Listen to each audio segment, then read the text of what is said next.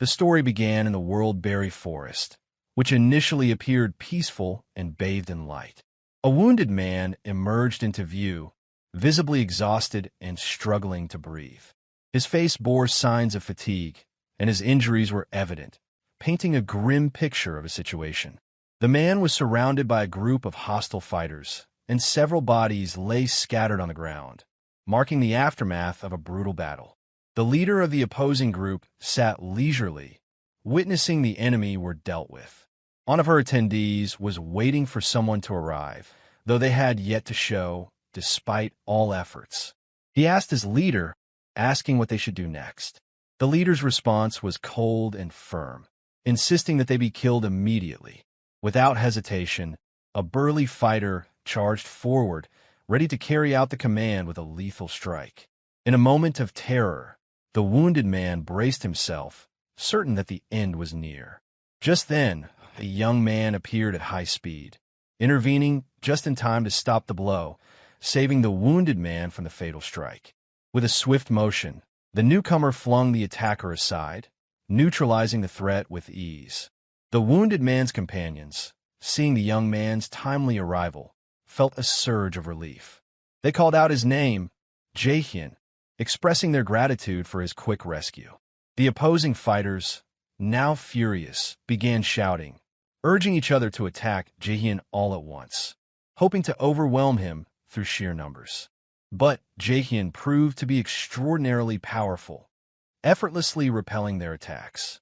His sword was wielded with unmatched speed and precision, and with each counterattack, another enemy fell to the ground. The tide of battle shifted dramatically in his favor. Standing tall and smiling confidently, Jaehyeon declared that no matter how many of them attacked together, it would change nothing. They were simply no match for him. It was then that his in-game identity was revealed. Jaehyeon's name was Hyrkan, and his title was the Hero Slayer.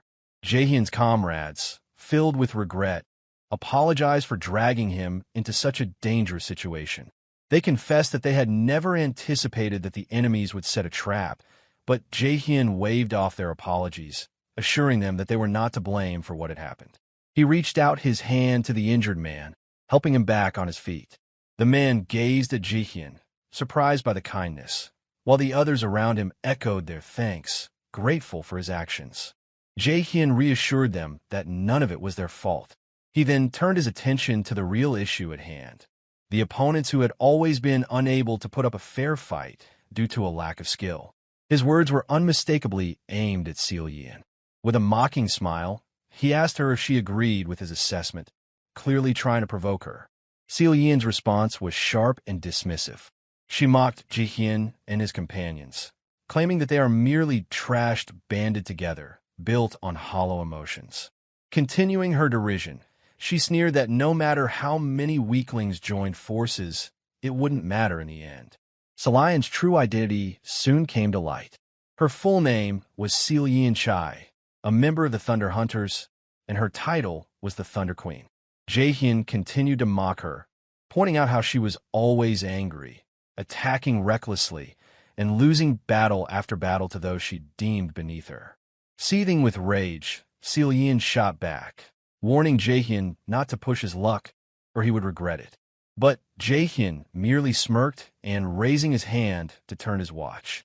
Sarcastically, he questioned the notion of regret, making it clear that he feared nothing from her. In that moment, Jaehyeon activated his watch ability called the First Slot, causing a dramatic change in his appearance. A powerful, distinctive battle outfit materialized around him.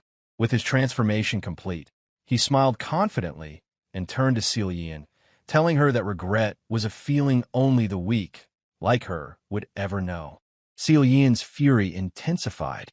She shouted at him, calling him an arrogant bastard before ordering her group to eliminate him immediately. But Jaehyeon stood his ground, still smiling defiantly, declaring that no matter how hard they tried, they would never be able to kill him. However, Jaehyeon's confidence faltered when an unexpected turn of events occurred. To his shock, he suddenly found himself stabbed from behind. The betrayal came from the very comrades he had trusted, the ones he had fought alongside. His health points dropped rapidly, and warnings began flashing on his screen, signaling that his movements were now restricted. With great effort, Jaehyeon asked how such a betrayal was possible. One of his companions, remorseful, apologized and confessed that they had deceived him. The leader of the traitor explained their motives, admitting that they had all needed the money and asking Jaehyeon not to hate them for their actions. Stunned and filled with anger, Jaehyeon was unable to comprehend how those he had considered his closest friends could betray him so easily. At that moment, Jaehyeon appeared once more, laughing cruelly, as if the entire situation were some form of entertainment to her. The scene began with Jaehyeon mocking Jaehyeon for his naive belief in the fake bond of friendship he had with his teammates, emphasizing that emotions like trust and loyalty meant nothing when compared to money. She then approached him, coldly stating that she would now make sure to remove him from the game permanently. She continued to humiliate him, mocking that if she kept killing him each time he logged in, he wouldn't even be able to take a single step forward in the game. She reminded him of his past confession, where he had admitted to being a worthless nobody in real life, and how the game was all he had left. With a vicious, mocking smile, she told him that he had now returned to being that pathetic person once again. Unable to bear the insult, Jaehyeon exploded in rage and lunged at her, demanding she be silent. His attack, however, proved futile. The traitor struck him down easily, and his blood spilled across the ground as everyone stood around him, watching. As she stood there unbothered, Jaehyeon thanked the others for helping to rid them of Jaehyeon, her tone full of relief. In his final moments, Jaehyeon, consumed by rage and deep pain, asked why they had betrayed him after everything he had done for the team. One of his former comrades shouted at him to just die already, revealing that they had been paid couple millions just to kill him. They asked what he had expected them to do in the face of such a sum. The shock was immense for Jaehyeon. All of the pain, the betrayal, the loss, it had all been for money. Even after everything he had given them, he now realized how hollow their words had been when they had once claimed they were like family. As he reproached them for the devastation they had caused, their faces showed fake expressions of guilt and fear, but by then, it was too late. The game's notification soon flashed on the screen, declaring that Jaehyeon had died. The death notification blinked repeatedly, confirming the end. The game officially informed him that he could not log in again for 48 hours due to the death penalty. Jaehyeon awoke in the real world, drained and physically exhausted from the trauma he had just endured in the game. In that moment, he broke down, sorrowfully admitting to himself that he had lost everything. Information about the game Warlord was then displayed, showcasing its status as one of the world's most popular and successful games. A live stream clip followed, showing players engaged in a fierce battle against a powerful red dragon, their actions eliciting excited reactions from viewers. The game, built on cutting-edge virtual reality technology, generated unbelievable amounts of money. It was the one thing Jaehyeon had ever excelled at in real life. Having always been labeled as worthless or trash by others, Jaehyeon had found a sense of purpose and recognition in the game. When he first demonstrated his exceptional skills, one impressed player had approached him, astonished by his abilities, and asked about his level. That player had smiled and offered to team up with him. In that moment, Jaehyeon had felt a rare sense of belonging. Jaehyeon began to reflect sorrowfully on what had happened to him. For a fleeting moment, he decided he would forgive those who had betrayed him. But within moments, a wave of intense anger overtook him, and his resolve shifted. The decision was made. He would hunt down and kill each one of them in brutal revenge for their betrayal. Fuming over all the pain and sacrifices he had made for them, he placed a call to someone named Dong-Soo. As he ran down the street, lost in thought, he failed to notice the pedestrian light turning red. By the time he realized, it was too late. He was struck by a speeding truck with tremendous force. The scene was soon covered in blood from the impact, and people nearby screamed in panic, shouting that someone had just been run over. Jaehyeon lay on the ground, struggling between life and death, his phone announcing that the number he had dialed was unavailable. A cruel irony struck him. Of all things, he had been hit by a garbage truck. With great effort, he whispered to himself that he couldn't die now. A painful memory resurfaced in his mind. He recalled his former comrades shouting at him to die quickly, revealing that they had been paid to kill him, a sum of couple millions. He also remembered Jaehyeon's mocking expression as she defeated him in his final moments. With a renewed sense of resolve, he vowed that he would have his revenge, merciless and brutal. Suddenly, a flash of light appeared, and it seemed as though a mysterious connection was being established. A notification soon followed, indicating that his connection was being verified. Another message then appeared, welcoming him back into the game under the alias Hyrkan. Stunned by the sudden turn of events, Jaehyeon found himself facing a challenge. The game had placed him in a tutorial stage, survive an encounter with the legendary Minotaur, Lord of the Labyrinth. Jaehyeon was left in shock, questioning what was going on and how this could be happening to him. Frustrated, one of the new players shouted at Jaehyeon, urging him to pull himself together and help fight the terrifying giant monster attacking them. They quickly realized that defeating the creature alone would be impossible and proposed working together. During the conversation, Jaehyeon expressed disbelief at the appearance of a monster that had been removed from the game 5 years ago due to its extreme difficulty. His teammate, visibly confused, responded that the game Warlord had only been released 10 months ago.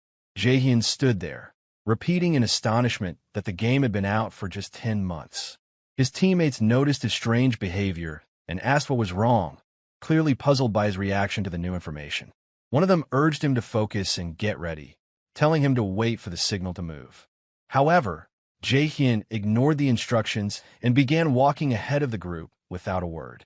His teammates, bewildered, called out to him, asking where he was going, but he continued to advance in silence, deepening their confusion. They shouted in disbelief, thinking his actions were reckless, especially with the powerful monster still in their path. At that moment, the beast charged at Jaehyeon with incredible ferocity, aiming to strike him down. His teammates yelled warnings, telling him he would die if he kept this up, but Jaehyeon showed no hesitation. He faced the monster head-on, exuding confidence and resolve. With a series of powerful strikes, he delivered a fatal blow to the creature, showcasing an overwhelming strength. The beast let out a fierce roar as Jaehyeon's blow swiftly brought it down. The two other players stood in stunned silence, utterly amazed that Jaehyeon had defeated the monster within moments. They both stared at him in astonishment, attempting to speak to him.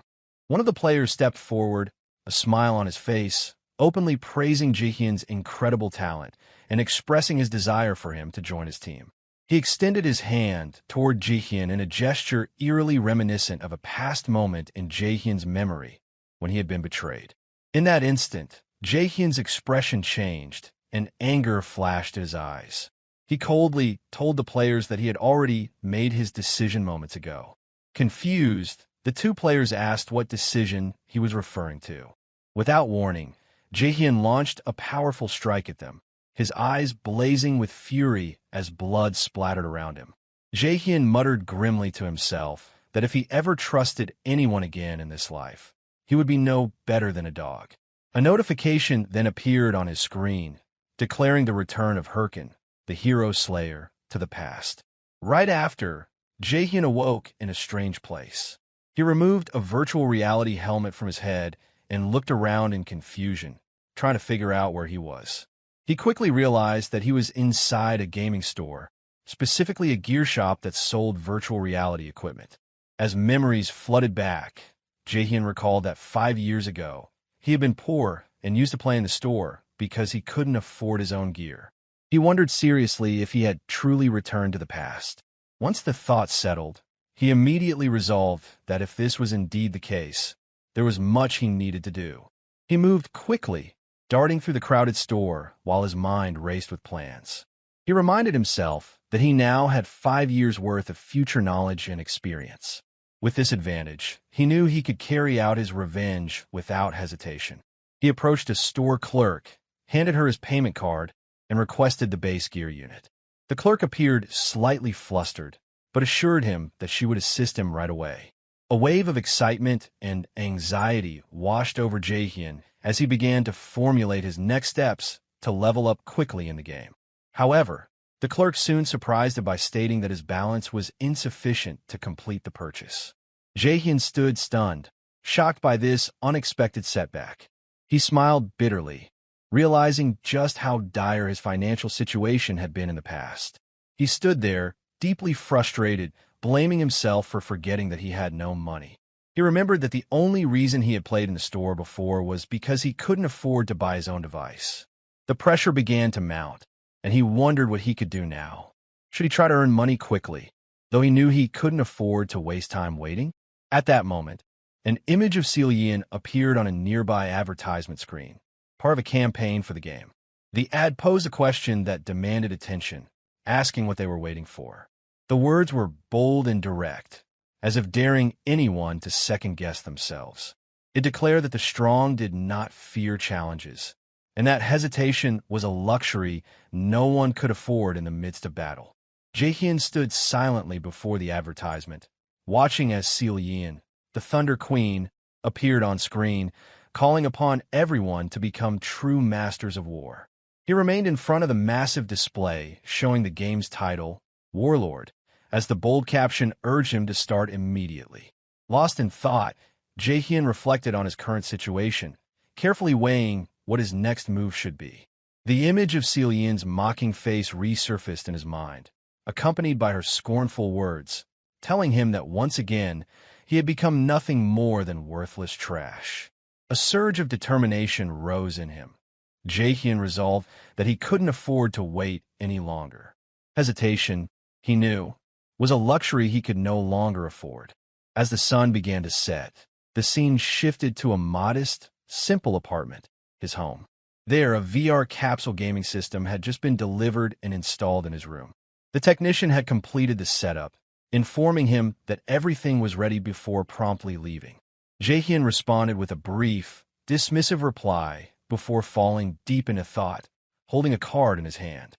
He reminded himself that the fastest way to get money was through this card. It was an advertisement for a quick and easy loan service. Not long ago, he had sat across from a man and requested a loan of 10 million won.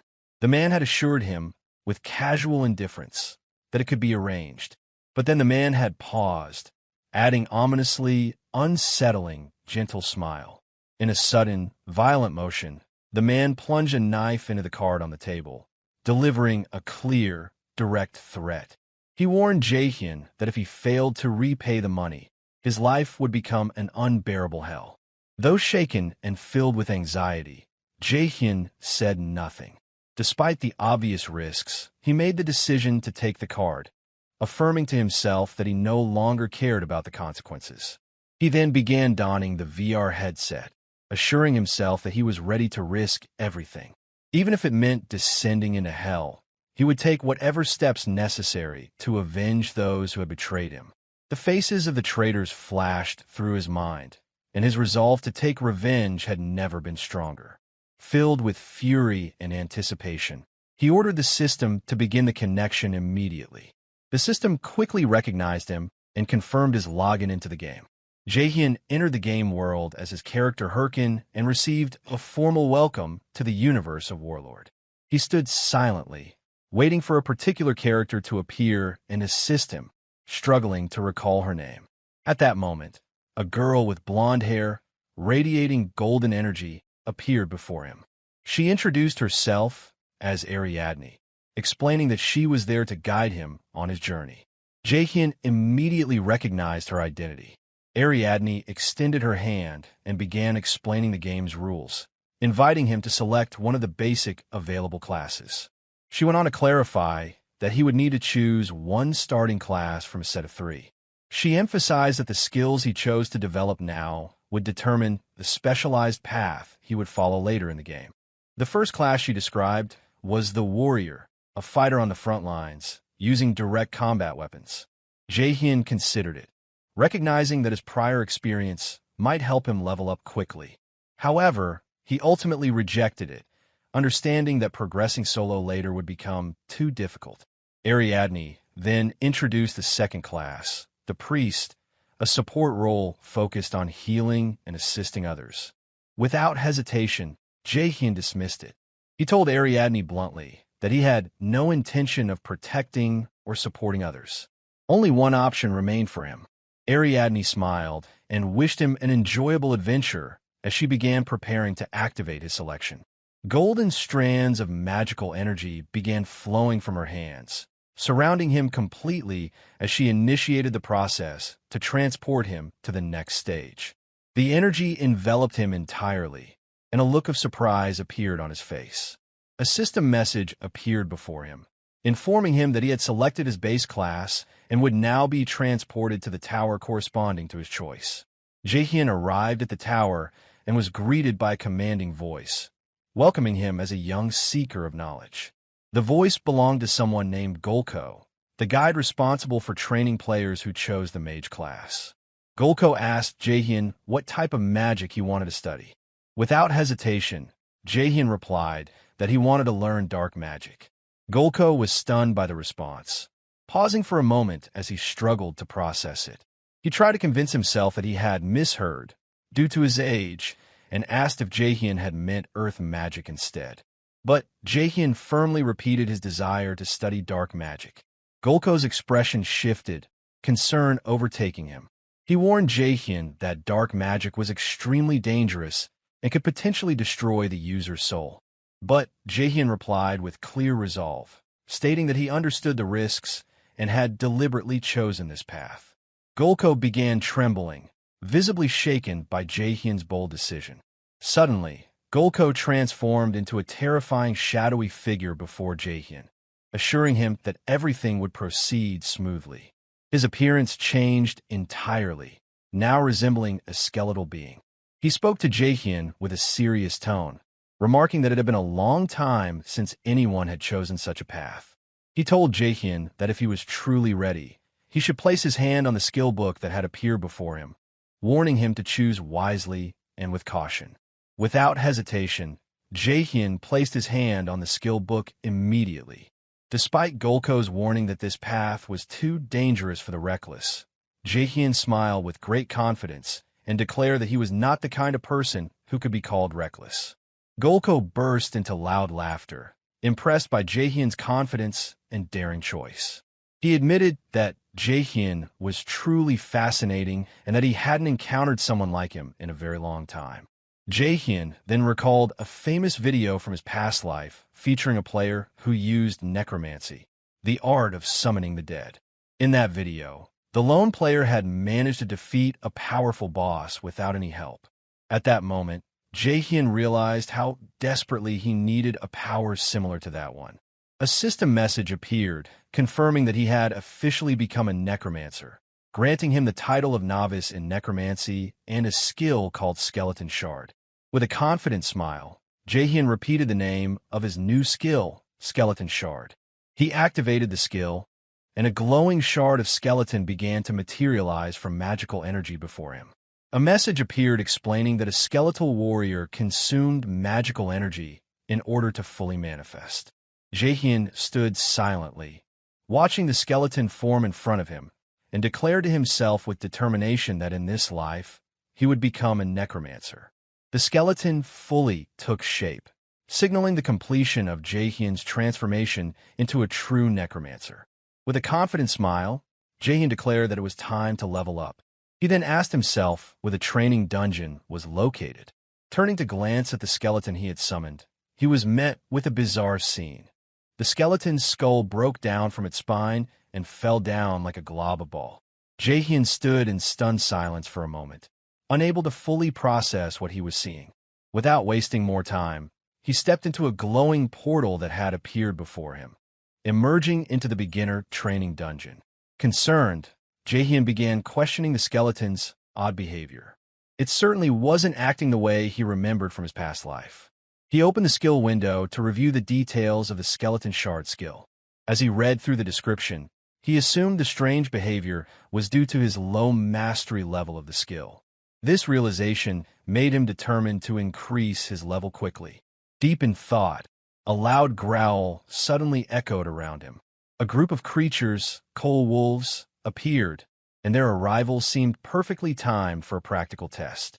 Though not particularly strong, they were fast enough to pose a decent challenge for the summoned skeleton. Jaehyeon immediately cast Skeleton Shard with force toward the incoming enemies.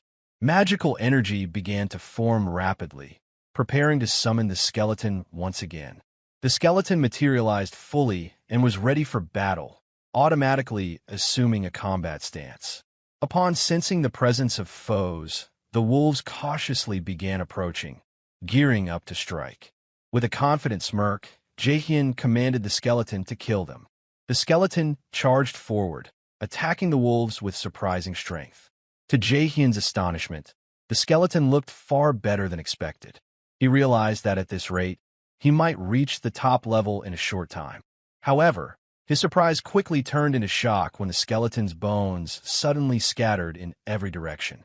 Jaehyeon stood frozen in disbelief, struggling to comprehend what had just happened. The skeleton's skull fell to the ground, bearing an almost comically sad expression. Overwhelmed with confusion, Jaehyeon fell stunned and unsure of what he had just witnessed.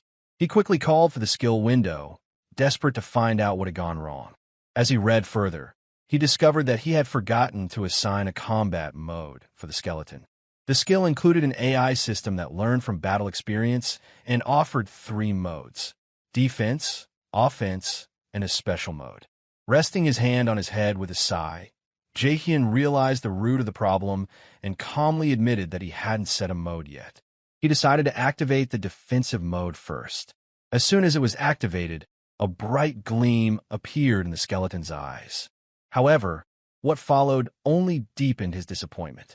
The wolves began dragging the skeleton around and tearing it apart with ease, as if it wasn't resisting at all.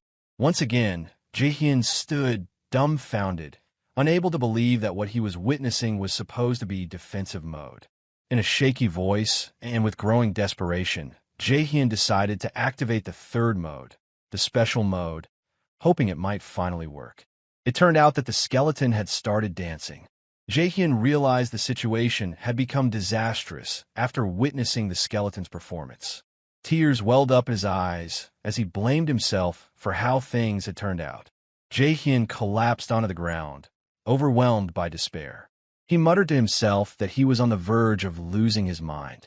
He attempted to delete the character he had chosen, but was met with a system message informing him that accounts less than 3 months old could not delete characters.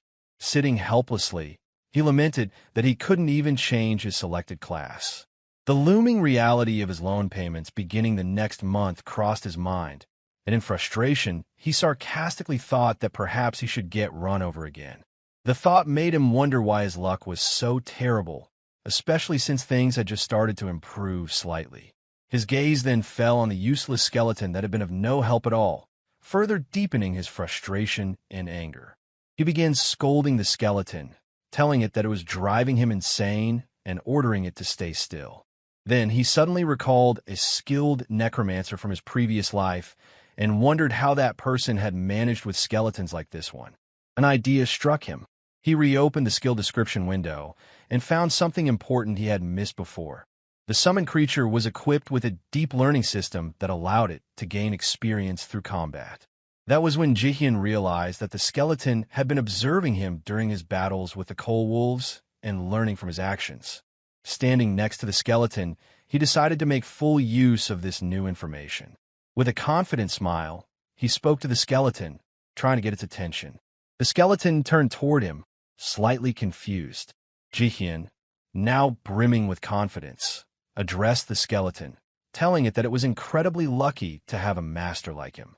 He went on to say that, despite appearances, people used to think of him as a genius, and he had trained all his former team members until they reached the top.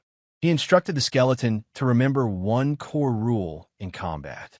Without warning, he lunged at it, landing a strike as he shouted that the rule was simple. If it couldn't dodge the attack, Jaehyeon stated that it will die. The skeleton took the blow hard and collapsed to the ground instantly. Jaehyeon struck again, knocking it down once more. Unrelenting, he told the skeleton to get ready for another attack and continued delivering a relentless series of blows. With every strike, the skeleton fell, but Jaehyeon showed no mercy, determined to train it. He then began giving the skeleton important combat advice, telling it not to stand there foolishly after being hit, but to think about how to counterattack after dodging. He asked if the skeleton understood, and it stood in a ready stance, signaling its understanding. Time passed, and the coal wolves respawned, launching another attack on the skeleton. This time, the skeleton quickly applied what it had learned, skillfully dodging the wolves' attacks. Seizing an opportunity, it delivered a powerful blow to one of the wolves. The skeleton continued fighting with impressive skill, while Jaehyeon watched in astonishment. Suddenly, the skeleton stopped and looked at Jaehyeon with deep admiration. He gently scolded it, reminding it that he had warned against losing focus during battle, but smiled slightly and told it that its last move hadn't been bad at all. As Jaehyeon continued training, the skeleton's shard skill began to improve rapidly. He felt a sense of joy and satisfaction when a message appeared before him, informing him that his player level had increased. He then moved on to Vigus Castle, a bustling beginner's village filled with new players. Walking through the village among the crowd, Jaehyeon reflected on the progress the skeleton had made. With just a few more days of training, it would be able to clear the training dungeon with ease. He also realized that the real challenge was about to begin and that his first goal would be reaching level 10. Suddenly, a voice called out to him. He turned toward the sound and saw a large man standing in front of him, surrounded by his followers. The man aggressively scolded Jaehyeon for bumping into his shoulder without apologizing. Jaehyeon assessed the group and thought to himself that they looked like nothing more than third-rate thugs. Annoyed at having his time wasted, he seriously considered killing them on the spot. Just as one of the men was about to attack, someone appeared, dressed in intricately drawn clothing, and effortlessly stopped the assault. The newcomer smirked and told the attacker that it wasn't right to hit people like that. The large man, furious, demanded to know who the stranger was and whether he was with Jaehyeon. The newcomer replied that he wasn't exactly with him. Jaehyeon instantly recognized the stranger. It was Matador Shev, a very powerful warrior from his previous life. He couldn't help but notice the man's massive muscles and his signature odd attire. Jaehyeon vividly remembered that Matador had been a first-class warrior and the strongest player in his past life. Confusion and unease filled him as he wondered why such a legendary warrior would be in this place. Meanwhile, Matador stood, his disapproval of the attacker's behavior evident in his sarcastic tone. The thug attempted to justify his actions, claiming that Jaehyeon had struck him first. He insisted that Matador had no right to intervene without knowing who Jaehyeon was. Matador, calm and composed, smiled as he responded, quoting an old saying about an eye for an eye, implying that Jaehyeon had every right to retaliate. The moment he spoke, Matador unleashed a fiery combat aura, which struck fear into the attackers. The large man froze, terror evident in his eyes, while Jaehyeon observed the situation closely. With his usual calmness and sarcasm, Matador remarked that the man had struck his palm with a fist first. A terrifying grin spread across his face, and he added that it was only fair to return the favor. Just then, one of the thug's companions screamed, warning him that the man before them was Matador Shev, a figure feared for his overwhelming strength. In a panic, the companion explained that Matador was the leader of the Red Bulls Guild, one of the top 30 guilds, and was famous for his obsession with fighting. He emphasized that Matador was the notorious fighter known as the Killer. The attacker's shock deepened as he questioned, in fear, why someone as famous as Matador would get involved in such a trivial matter. Matador advanced on him with a menacing gait, his voice cold and cutting as he demanded to know what the response would be now. The man froze in place, unable to utter a word. Within moments, he and his companions turned and fled, screaming apologies and terror-stricken at Matador's power. Matador smiled with satisfaction, pleased that the situation had been resolved with words alone. As the attackers retreated in fear, he turned to Jaehyeon with a friendly smile, asking if he was all right. He advised him not to pay attention to people like that. However, Jaehyeon quietly distanced himself from Matador, leaving him puzzled by the reaction. Before walking off, Jaehyeon coldly stated that he no longer needed his help before walking away. Matador stood in stunned silence, unsure of how to respond. Chuckling softly to himself, he acknowledged that Jaehyeon was indeed a cold individual. As Jaehyeon moved farther away, anger and frustration welled up inside him. He couldn't shake the feeling of helplessness he had experienced in the face of Matador's overwhelming strength. His hand trembled from the intensity of that power, and he admitted to himself that fear had gripped him in that moment. Jaehyeon made a firm decision then. The next time he met Matador, he would be a completely different person. His expression hardened with resolve as he silently vowed to change. The scene then shifted back to the training dungeon, where flames flickered along the walls, casting shadows over the space. Jaehyeon sat alone, his mind preoccupied with the vast gap in strength between himself and formidable players like Matador. He thought of Matador and another figure named Jaehyeon, realizing that their powers were nearly on par. If he sought revenge, he would need to grow much stronger than he was now. Suddenly, a powerful beast resembling a tiger appeared, launching a fierce attack. Jaehyeon's summoned skeleton quickly intervened, striking the tiger with skill and precision. The skeleton maintained its aggressive assault, dealing heavy damage to the beast. After a swift battle, a system notification appeared before Jaehyeon, informing him that the skeleton had successfully killed the tiger and that his level had increased once again. Despite the success, Jaehyeon was not satisfied. It had taken him 3 days to reach level 10, longer than he had expected. He looked at the skeleton, which appeared tired and worn out from the fight. He found its condition amusing, but a message soon appeared, congratulating Jaehyeon for finally reaching level 10 and informing him that the training dungeon had been cleared of monsters. The beginner's mark was removed from his profile, and the rewards began to transfer to him. Jaehyeon felt immense joy as the items arrived. A device called the War Watch materialized on his wrist, equipped with various features such as status, quests, map, inventory, and communication tools. Jaehyeon felt a surge of excitement at using this device again after such a long time. He requested his status window, and it soon appeared, displaying his updated information. Name, Hyrkan, level 10, class, Necromancer, along with his stats points in strength, endurance, intelligence, and mana. A message then appeared, prompting him to distribute his available stat points. Jaehyeon paused to think carefully. This was his first time allocating points, so he needed to be wise. A necromancer would naturally invest in magic or intelligence, but Jaehyeon smiled confidently and, to his surprise, chose to invest all his points into strength. Once the points were allocated, a message appeared confirming that his strength had increased by 50 points. Jaehyeon looked down at his hand with a deep sense of determination as a new system window appeared, confirming that his total strength had now reached 53 points. This was exactly what he had hoped for, and a surge of satisfaction washed over him, reaffirming that he had made the right decision.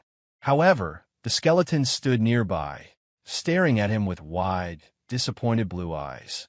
Its expression seemed to convey the belief that Jaehyeon had abandoned the path of a necromancer by focusing on increasing his physical strength instead of his mana or intelligence. Noticing the skeleton's gaze, Jaehyeon grew irritated. He crossed his arms and asked what the skeleton thought it was doing. After a brief moment, he reached out and gently tapped the skeleton on the head. He reassured it that he hadn't abandoned the path of a necromancer. Instead, he explained that he was trying to teach the skeleton and help it grow stronger. Jaehyeon went on to elaborate that raising his mana or intelligence wouldn't make much of a difference at this stage of his journey. On the other hand, boosting his physical strength would allow him to teach the skeleton the combat techniques he had mastered at the peak of his former power. Speaking with serious conviction, he added that he was betting his life on the skeleton's development and that it needed to focus on its training. With a confident smile, he added that there were always other ways to compensate for the lack of stats. After reassuring the skeleton, Jaehyeon made his way to the Adventurers Guild building at the Vigus Castle branch. Inside, he was greeted by the sight of eager new adventurers, all waiting excitedly for the chance to take on quests. The place was bustling with energy, and he overheard adventurers bickering over who would be first to claim the next available quest. The atmosphere was lively, but Jaehyeon quickly realized that the available quests at this stage were not particularly great. Despite this, the excitement in the air was palpable as the adventurers were still at the beginning of their journeys. He approached one of the guild staff members and politely asked to see the available quest list. The staff member glanced at him in surprise before explaining that most of the quests left were quite difficult, and no one seemed willing to take them. The staff member then asked Jaehyeon if he was really sure about selecting something like that. Jaehyeon paused, his eyes scanning the list of quests. Silently, he admitted to himself that they were, in fact, not ideal quests. But at that very moment, a confident expression crossed his face. He had found exactly what he had been looking for. The quest he chose was titled Cave of Mount Bima, with the objective being to eliminate all low-level monsters in the vicinity of Mount Bima. The reward was a modest 10 gold coins. The guild staff member, sensing Jaehyeon's unwavering resolve, asked again with concern if he was truly certain about accepting such a low-level quest with such a small reward. Jaehyeon nodded, his resolve unshaken. With a smile, he thought to himself that completing this task before reaching level 15 would grant him the rare title Prospect. He recalled that acquiring such titles could significantly boost a character's stats, and the Prospect title would specifically increase them by a percentage, making it an incredibly valuable asset. Jaehyeon was confident that obtaining this title would mark the beginning of his journey to becoming an overpowered character.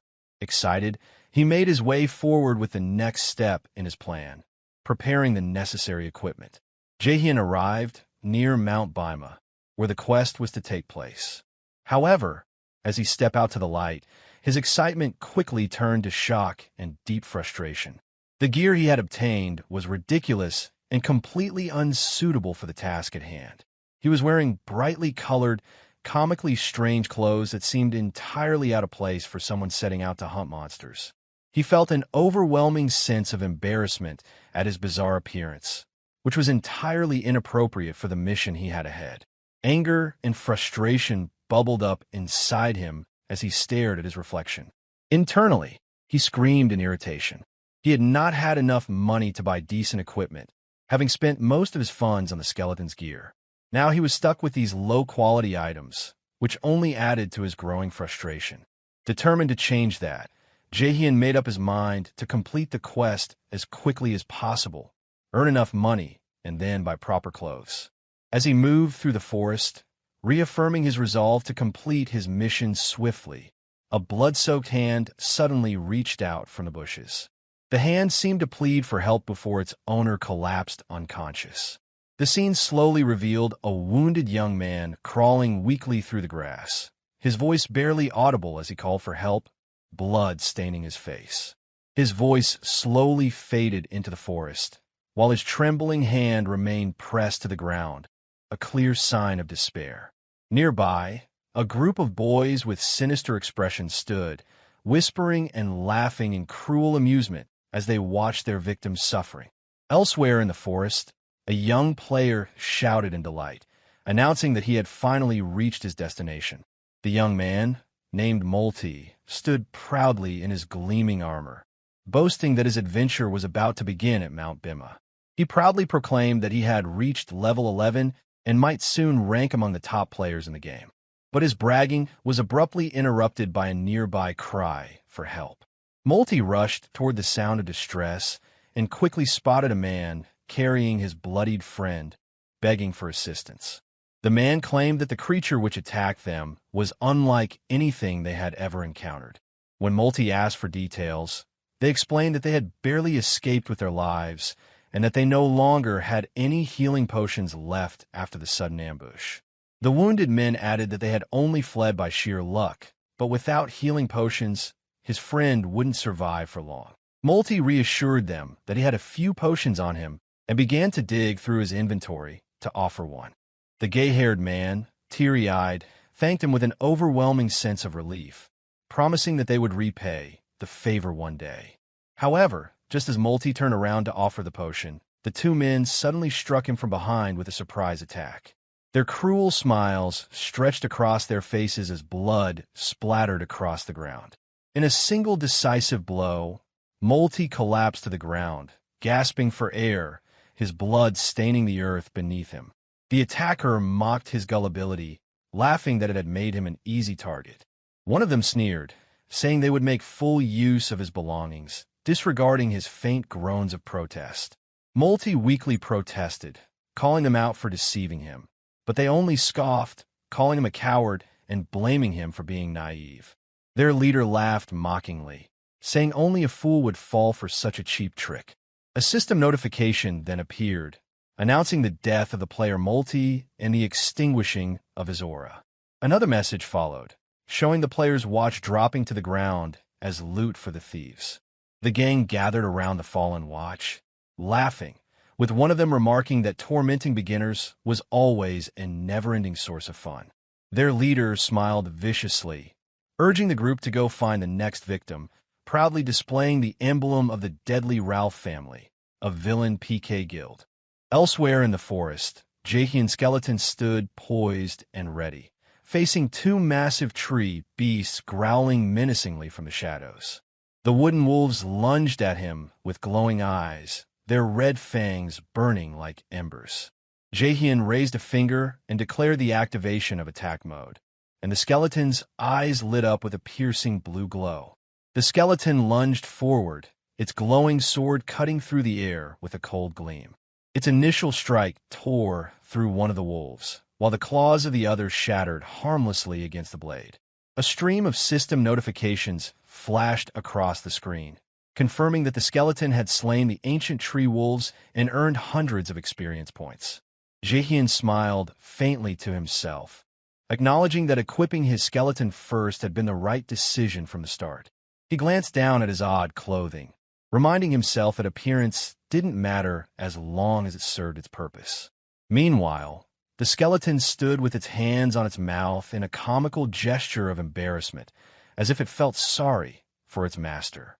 Jaehyeon told the skeleton to stop acting so strangely and to prepare for the next task, explaining that they needed to level up quickly to complete their mission in the area. The skeleton picked up its weapon, ready to move forward. But just as they prepared to continue, an arrow shot through the air at high speed from a distance, striking the skeleton in the head and causing it to freeze in place, stunned. Jaehyeon was caught off guard by the sudden attack, looking around cautiously to identify the source. Two men soon approached, one of them quickly apologizing for the accidental shot, claiming he had mistaken them for monsters from a distance due to their appearance. The men approached with an apologetic demeanor, trying to explain the situation, while the skeleton remained on guard, prepared to protect its master. Jaehyeon accepted their apology coolly, but began to feel suspicious. Their odd expressions and the tension in the air made him uneasy. He quickly noticed a player's watch on one of their wrists and a blood-stained knife hidden behind the other's back, deepening his doubts about their intentions. Jaehyeon muttered to himself, scoffing at their nerve, and immediately realized they were planning to deceive him. But then, he suddenly smiled, deciding to play along. He told them that he might be willing to forgive the incident if they gave him just one mana potion as compensation.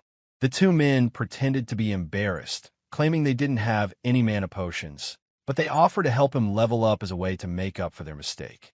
Jaehyeon raised an eyebrow and asked if they were sure they wanted to help him. They quickly confirmed that it was the least they could do after what had happened. At that moment, the roar of beasts echoed through the forest.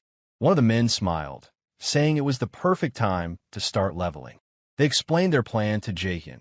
They would attack and weaken the monsters, and all he had to do was land the final blow to earn the experience points. Jaehyeon agreed, still watching them with caution as they whispered among themselves, reaffirming their malicious plan. The large warrior stepped forward, provoking the wooden wolves and drawing their rage just as they had planned.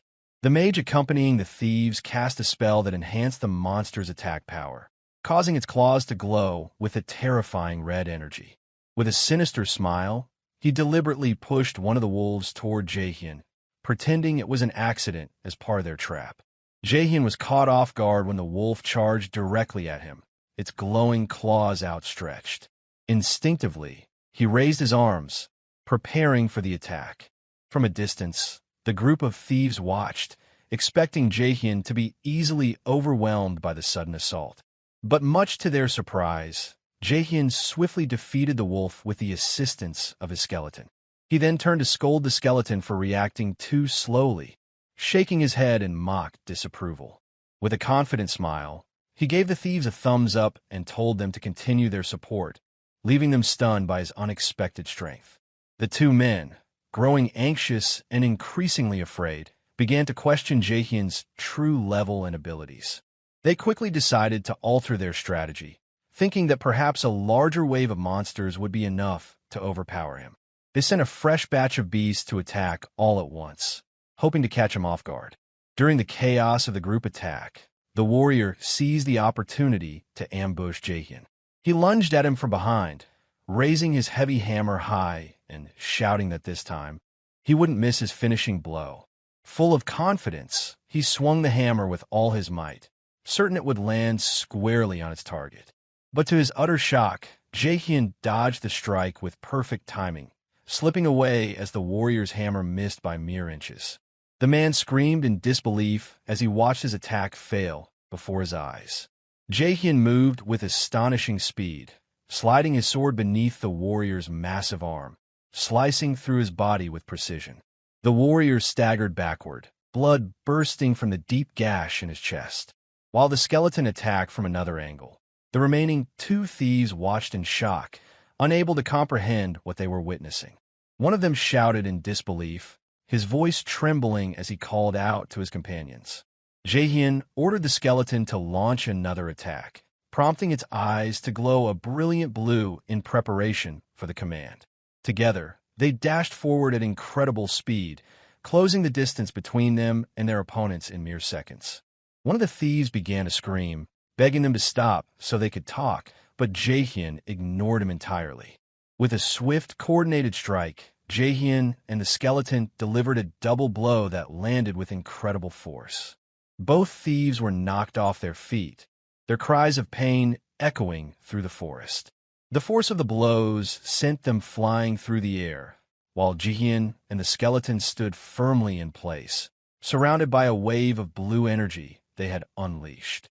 Jaehyeon turned away, coldly stating that he knew exactly what kind of people they were.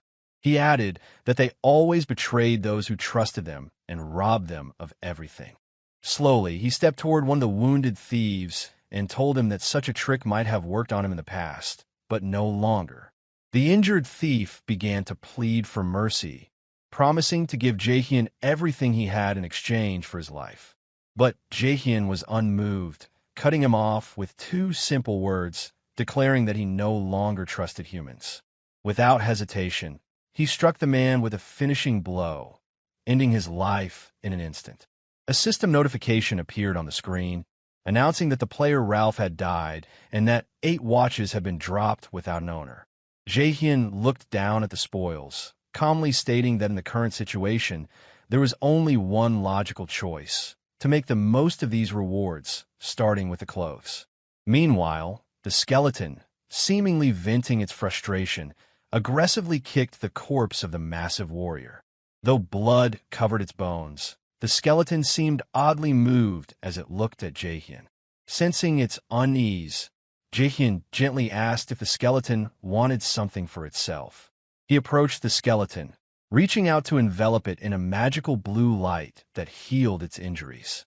The skeleton, clearly excited, lifted its sword high as it stood proudly in its new pair of pants, looking every bit the warrior it had become. Jaehyeon laughed and asked if it really liked its new look that much. Then, in a calm tone, he remarked that appearance didn't matter in a game. What truly mattered was the core of one's strength. Despite this, Jaehyeon couldn't help but show off as he walked around in his newly acquired outfit. He chuckled slightly, whispering to the skeleton that the war watches they had obtained were truly a treasure. He explained that when a player's war watch was sold, a random item from its inventory was dropped as loot. These items could range from rare pieces like the Black Goblin pants and a sword infused with the essence of an ancient tree to curse skill books and even money, all of which made Jaehyeon laugh greedily as he described it as a real stroke of luck. Jaehyeon then said that these spoils had allowed him to create something new at an unexpectedly fast pace. He raised his hand to reveal a uniquely designed golden mask, smiling as he commented that he had finished crafting it even faster than he had anticipated. From now on, he would begin recording his gameplay, and to do so, he needed to build a strong identity to suit his new goals. He affirmed to himself that creating a distinctive persona would be crucial for the next stage of his journey. At that moment, Jaehyeon's expression shifted as he recalled a conversation about something similar. He sat proudly before a guild member, his enthusiasm unmistakable as he presented a bold idea. He suggested that if all the guild members wore the Jaehyeon mask, it would spread like wildfire. After a moment of contemplation, the man agreed with the idea, prompting Jaehyeon to smile widely. With excitement, he announced that the new guild would be named Jaehyeon Mask. He then looked down at the mask in his hands and paused, reflecting on how he had once considered creating a completely different identity. But in the end, he decided to stick with his original path. Lifting the mask into the air, he infused it with a glowing blue magical energy, declaring that he would no longer allow anyone to steal his achievements or belongings. Anger flashed across his face as he whispered with determination that he would use this mask to prove the legitimacy of his decisions and his worth. After putting the mask on, Jaehyeon turned to the skeleton and said it was time to go. His expression was now serious, his energy fueled by anticipation for the challenges ahead. The scene shifted to a cracked mountainous region resembling ancient ruins, with a gate at its center. Jaehyeon and the skeleton stepped through the gate, triggering a system message confirming they had entered the Baima Mountain Cave dungeon. Inside, Jaehyeon moved leisurely along the stone walls, commenting that he expected to encounter blue wolves in this dungeon. He added that the dungeon would not be easy, but now that his gear had improved, he felt confident that he could complete it in just 10 minutes. With excitement, Jaehyeon ran through the dungeon's narrow passageways, the skeleton following closely behind, fully prepared for whatever might come. However, several hours later, Jaehyeon puzzled as to why no monsters had appeared yet. Suddenly, he shouted in confusion, asking if there were no monsters in the dungeon at all.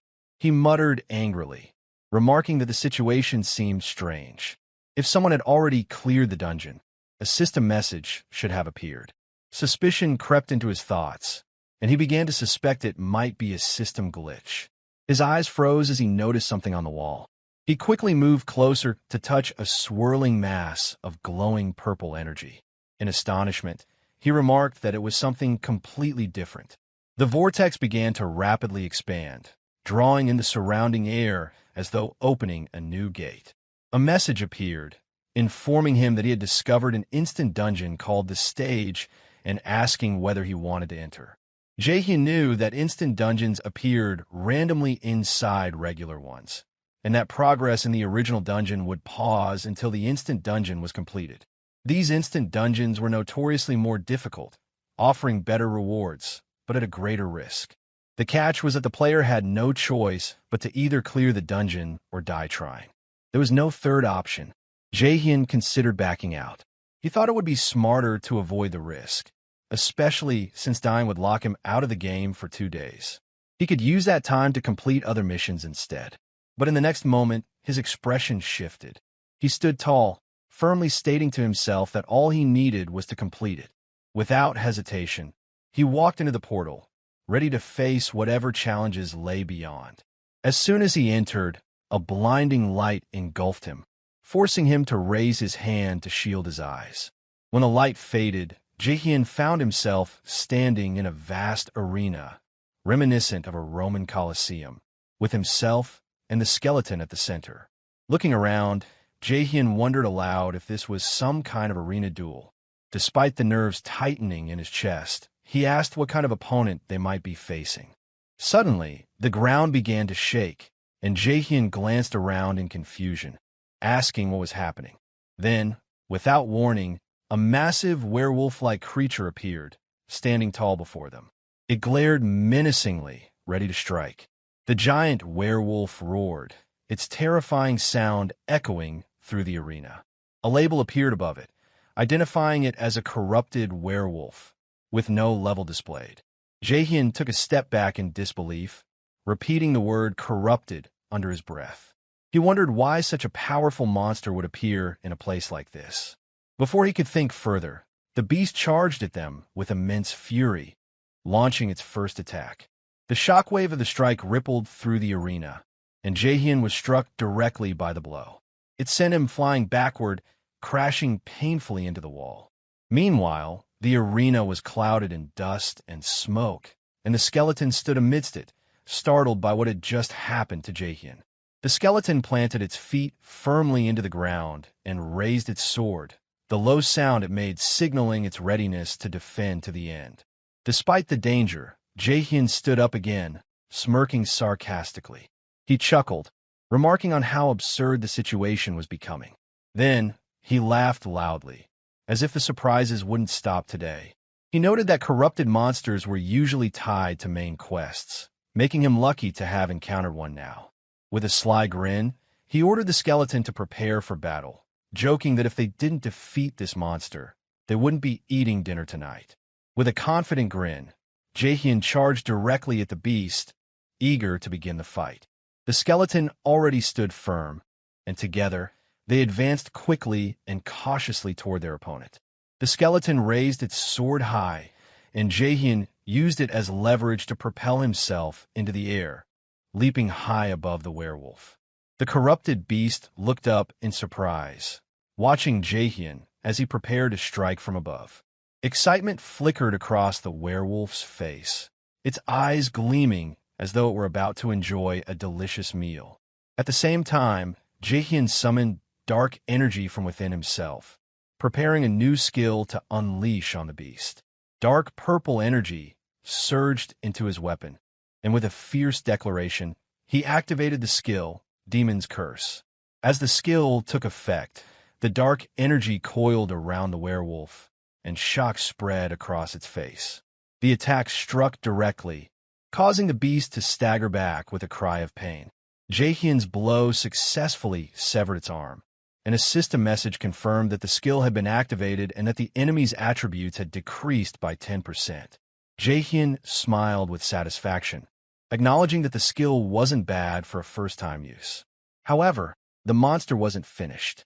It roared in anger and resumed its attack, launching a furious punch at Jaehyeon. He braced himself for impact, but before the blow could land, a new notification flashed on the screen, announcing that the corrupted werewolf had entered a berserk state and that all status effect had been completely removed. Jaehyeon let out a dry laugh, sarcastically acknowledging how foolish it was to think that an instant dungeon would be that easy. At that moment, he knew it was time to use a special skill he had been saving for later. He raised his hand, pressing the device on his wrist to activate the new ability. A surge of immense dark blue energy erupted from his body, enveloping him in a wave of power. A spiral of energy formed around him, shooting into the sky as the ground trembled beneath his feet. Then, in a blinding flash, the energy burst outward, flooding the entire arena with light. When the glow faded, Jaehyeon stood revealed in a new set of armor, cloaked in dark energy. He declared with confidence that he was ready to continue the fight. This was the effect of his special skill, Slot On, one of the unique features in the game Warlord. The skill temporarily granted the user enhanced power drawn directly from the game's world. It activated an enhanced form, granting Jaehyeon temporary supernatural strength. This form was unique to each player, varying in appearance and offering individual enhancements. Players had collectively agreed to call this form Ultimate Mode. Jaehyeon now stood in his new form, enveloped in a brilliant blue aura. Raising his hand with renewed confidence, he prepared himself for the next phase of the battle.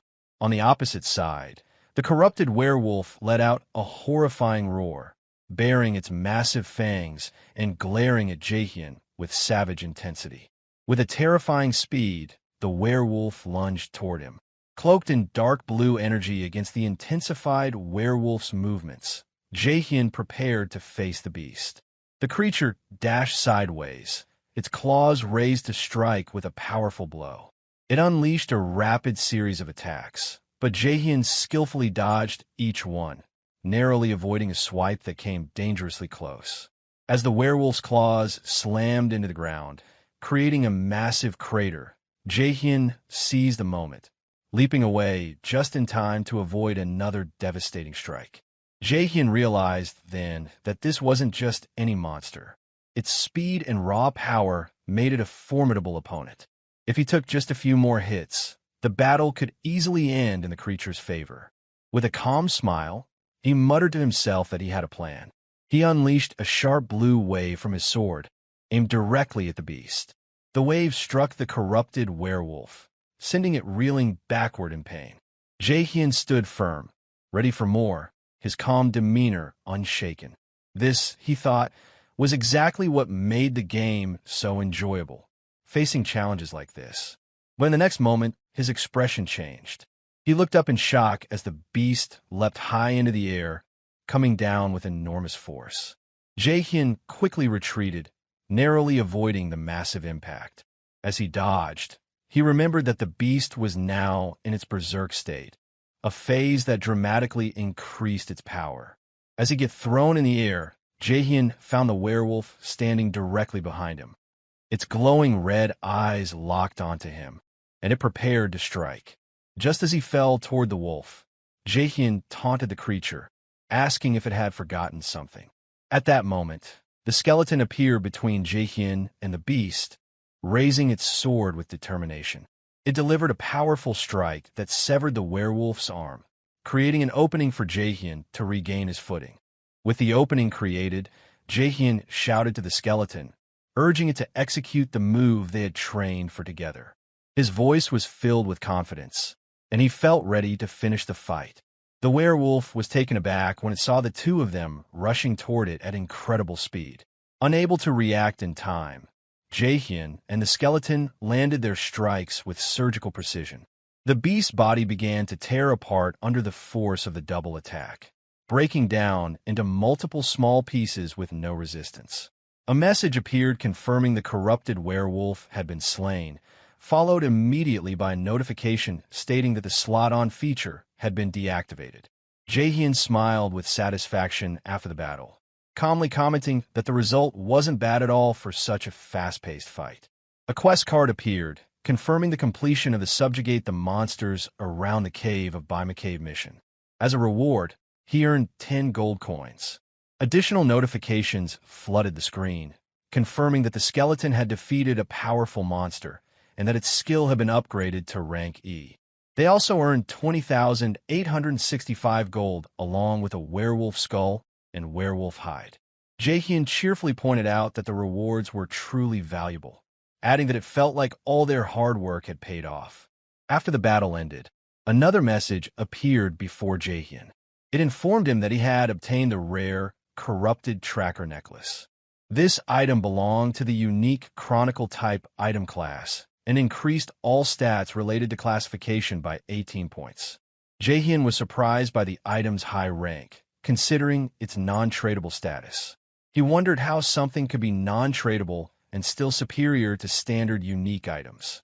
Realizing just how rare it was, he noticed the name Corrupted Tracker on the item, making him pause for a moment. He started wondering if it was connected to what he suspected about the main quest.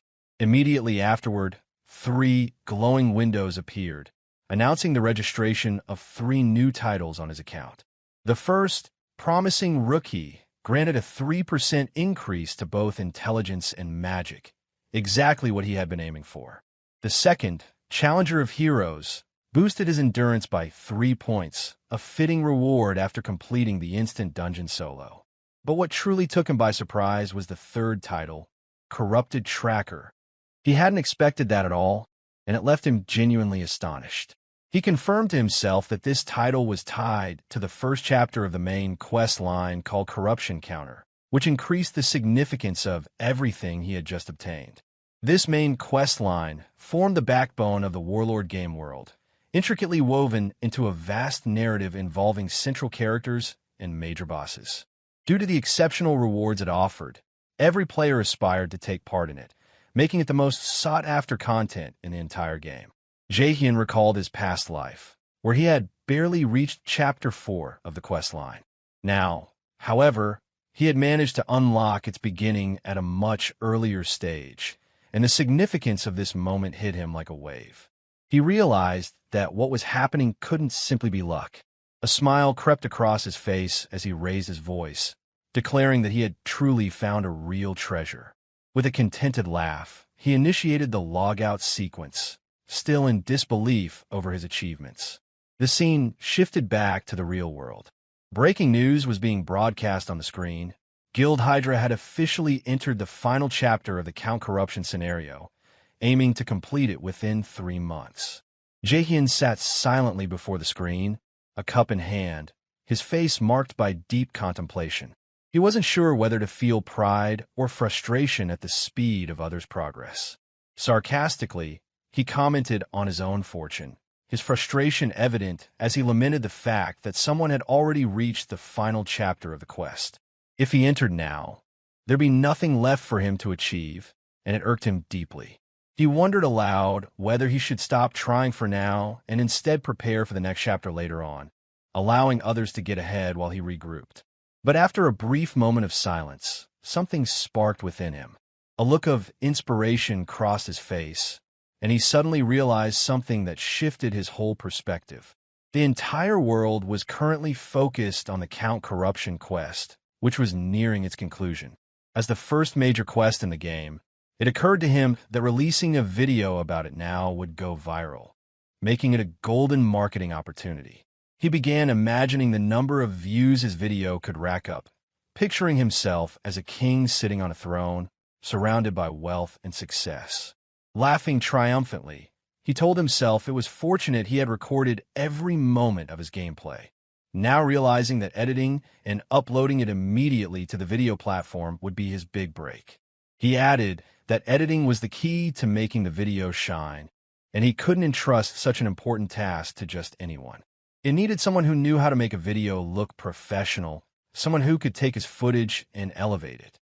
He decided to reach out to someone known in his past life as the god of editing, assuring himself that this was the right person for the job. The scene shifted to a girl with pink hair and glasses, eating noodles while watching something on her phone. She was known as Editor Romani. As she scrolled through her feed, a notification popped up requesting video editing for a dungeon clear video from a player named Hyrkan, listed as level 15. She was initially surprised by the request, laughing sarcastically as she questioned what kind of video a newbie like that could possibly offer after clearing a dungeon. She assumed he was just another rich beginner trying to show off online. But suddenly, her expression shifted. She jumped up from her seat, a gasp escaping her lips, as if she had found something completely unexpected. She leaned toward the screen, her eyes locked on it with intense focus, and whispered to herself that she had found it.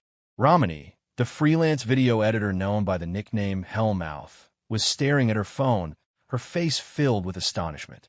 She shouted with excitement, clearly elated that she had found her inspiration. Meanwhile, in a different part of the city, a woman stood in her luxurious apartment, gazing out at the sprawling cityscape while holding a tablet in her hands.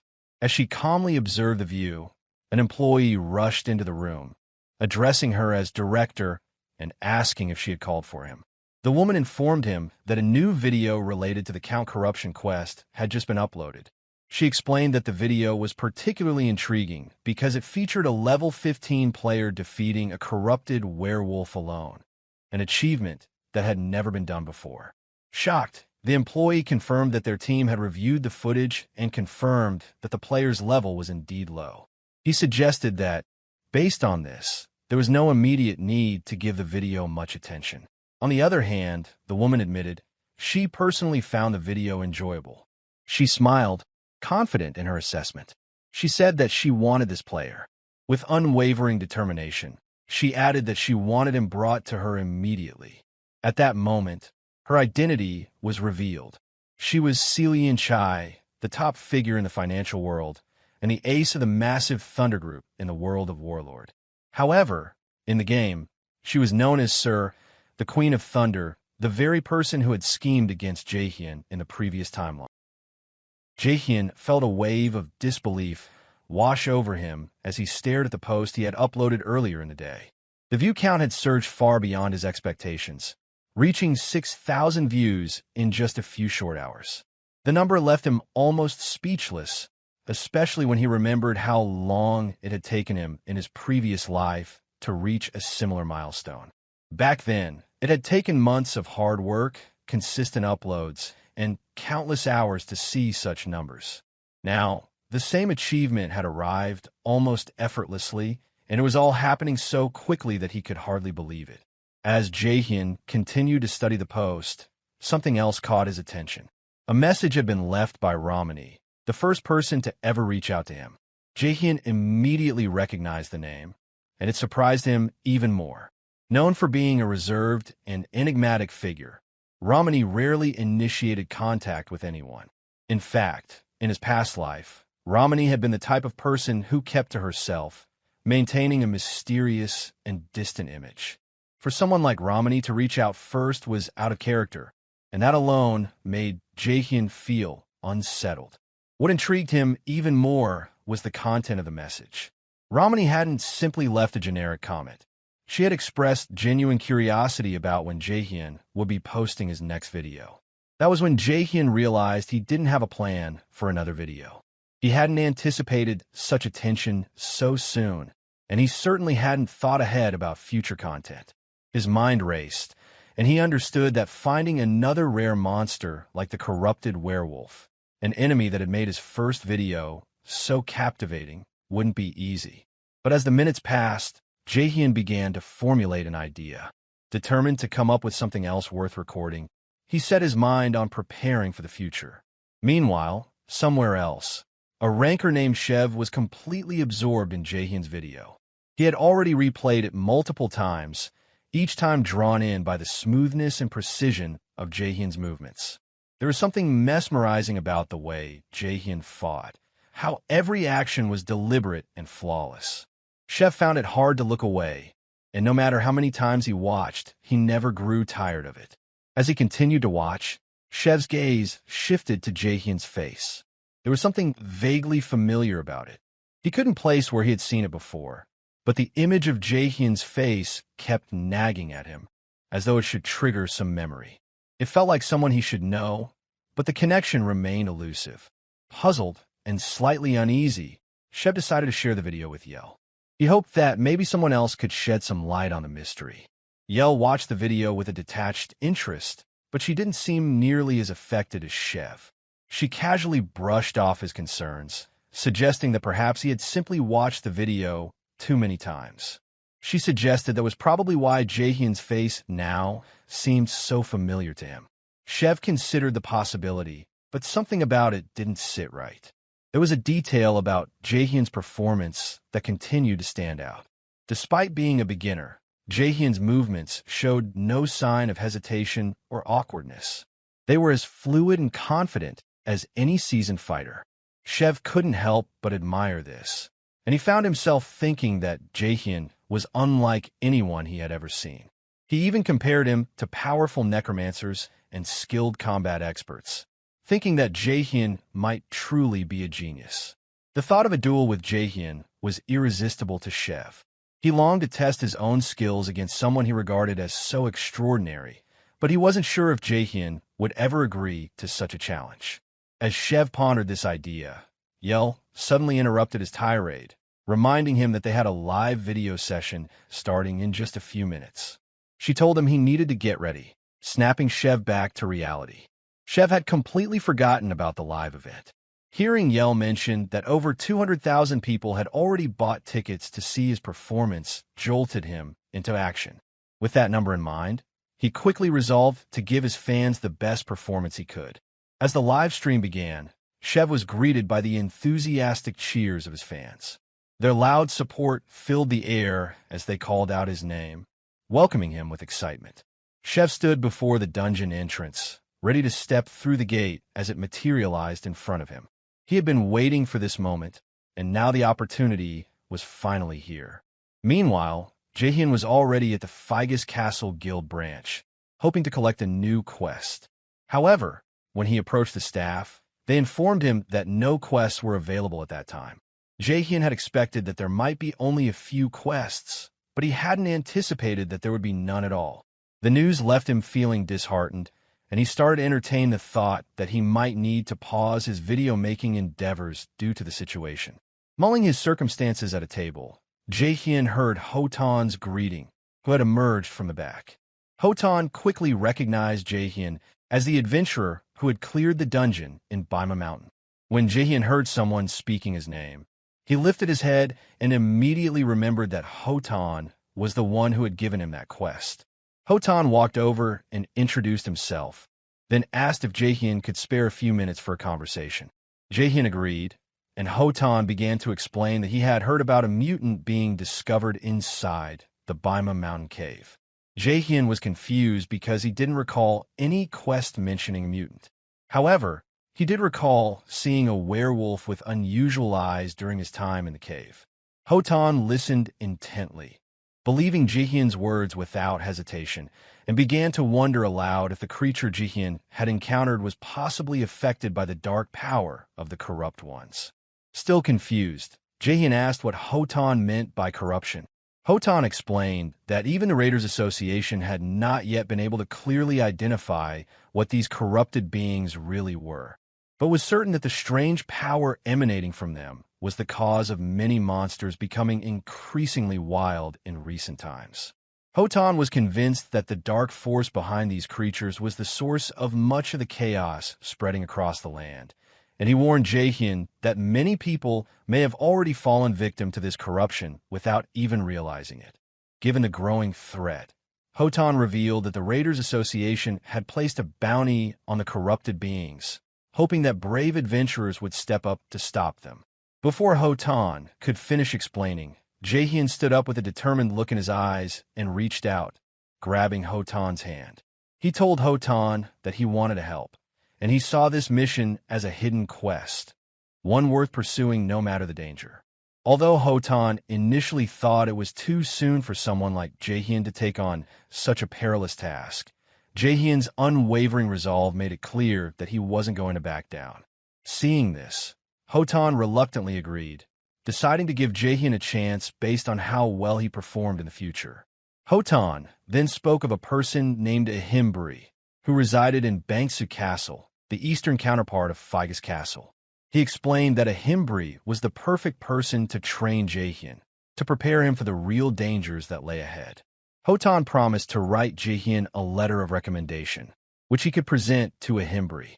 Once Ahimbri received the letter, he was expected to give Jaehyeon a rare skill book to aid in his training and growth. Without wasting any time, Hotan wrote the letter and handed it to Jaehyeon. As soon as Jaehyeon received it, a surge of joy filled him. His heart raced with excitement. Without a moment's hesitation, he rushed out of the building, overwhelmed by the opportunity that lay ahead. He could hardly believe what was happening. The thought of becoming Ahimbri's student was almost surreal. Ahimbri wasn't just any teacher.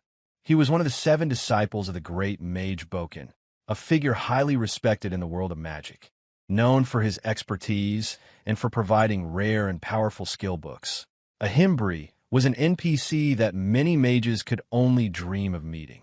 Jaehyeon knew that receiving training from Ahimbri would be an incredible honor, and he could feel his future in magic starting to take shape.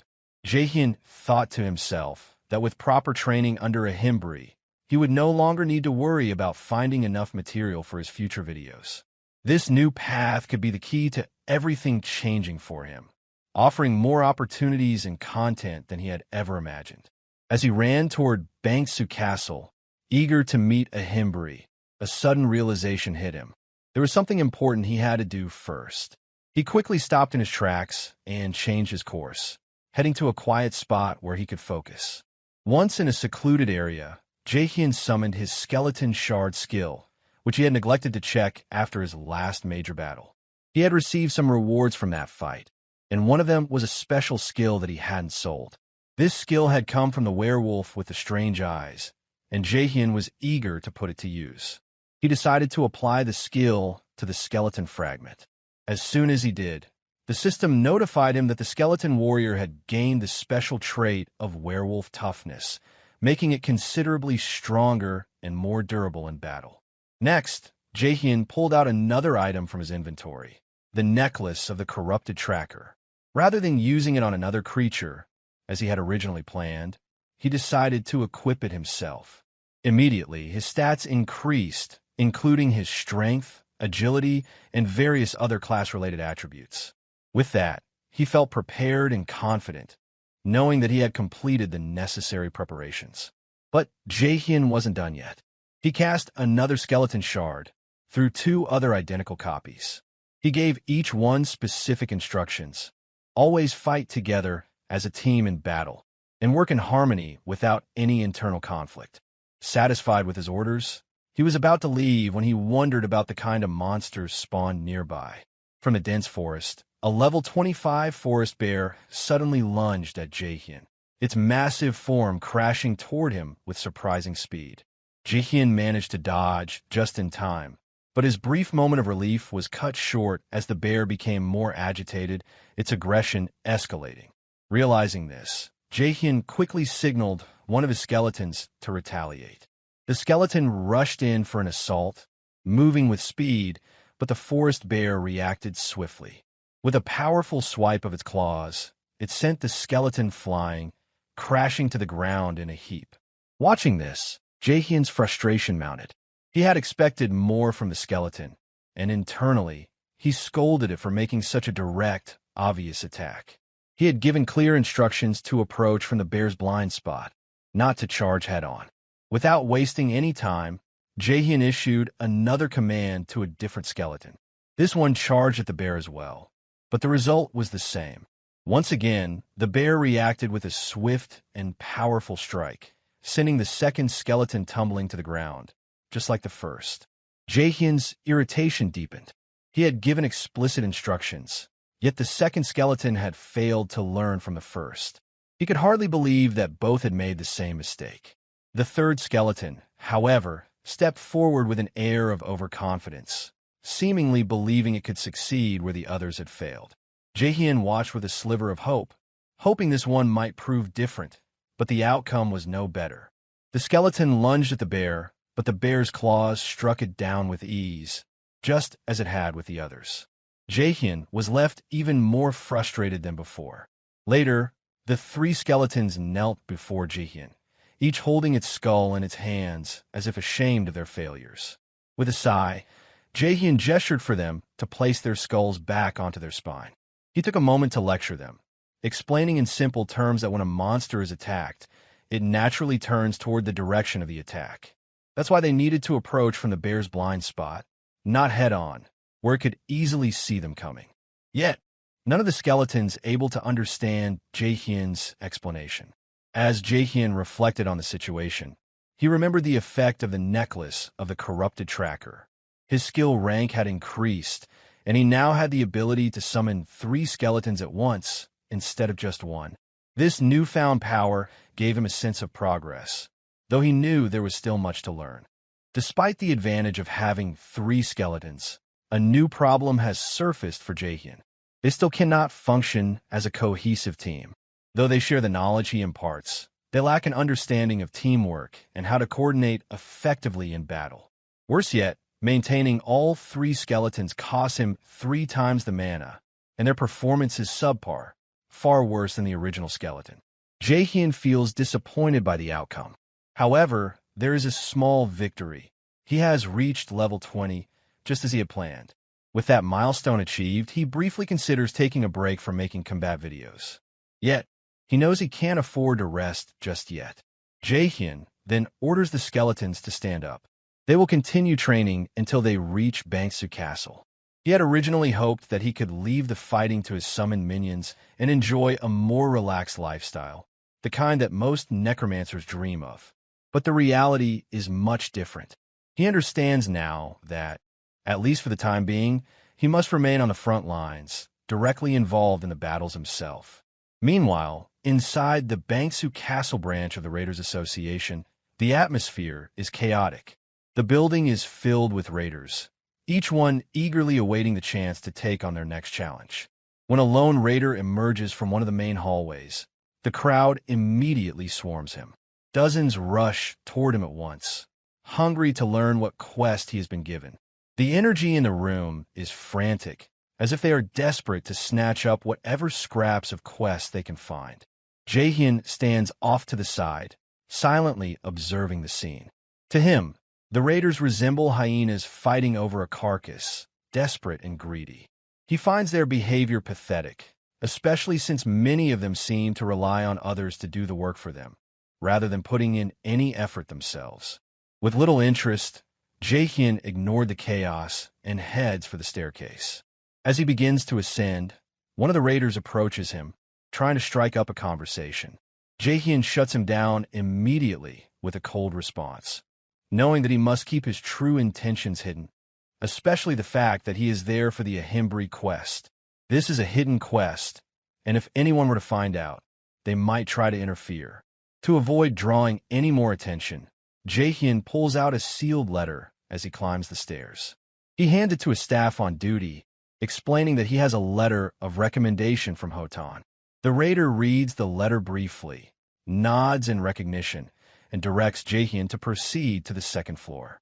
Without hesitation, Jaehyeon moves forward, even as other raiders begin shoving and pushing behind him, shouting that they want to join his party. The staff quickly intervenes, blocking them from following. As Jaehyeon walks toward the designated room, his thoughts shift to the potential rewards of the hidden quest. He wonders if Ahimbri, the one who will train him, has something truly valuable to offer. His hope is to establish a lasting connection with Ahimbri, someone who could become a powerful ally in the future. But when he opens the door to Ahimbri's office, he is stunned by what he finds. The room is a complete mess. Piles of books, scrolls, documents, and strange magical items are scattered across every surface. Dust fills the air, and the only sign of life is a figure slumped behind a mountain of books. Ahimbri is asleep, half buried beneath the weight of his own research. As Jaehyeon steps inside, the noise of the door opening stirs Ahimbri awake. Confused and disoriented, Ahimbri looks up and mutters that he doesn't recall having any appointment scheduled for the day. Jaehyeon introduces himself calmly, using his game name, Hyrkan, and presents the letter of recommendation from Hotan. Ahimbri lazily takes the letter, reads it over, and raises an eyebrow. He comments that Jaehyeon still looks like a trainee black mage, but supposes there must be some skill involved if Hotan went through the trouble of sending him. Jaehyeon gives a short and modest response, claiming that he simply got lucky. His primary concern at the moment is receiving the reward. Ahimbri eventually hands over the promised rewards, and as soon as Jaehyeon takes them, the system interface responds with a notification. Jaehyeon stands in stunned silence, watching the screen as it displays the rewards: a skill book titled Bone Armor and another titled Madness Helm. Both items emit a faint glow, marking them as rare and possibly high-tier skills. Jaehyeon stands frozen, hardly able to believe that not one, but two valuable skill books were handed to him so easily. His mind races, overwhelmed by how significant this reward is for a single hidden quest. As he stares in disbelief, Ahimbri casually remarks that their business is finished. The system interface follows with a confirmation. The teachings of Ahimbri quest has been completed. Jaehyeon, still recovering from the surprise, finds it hard to process how abruptly the quest has ended.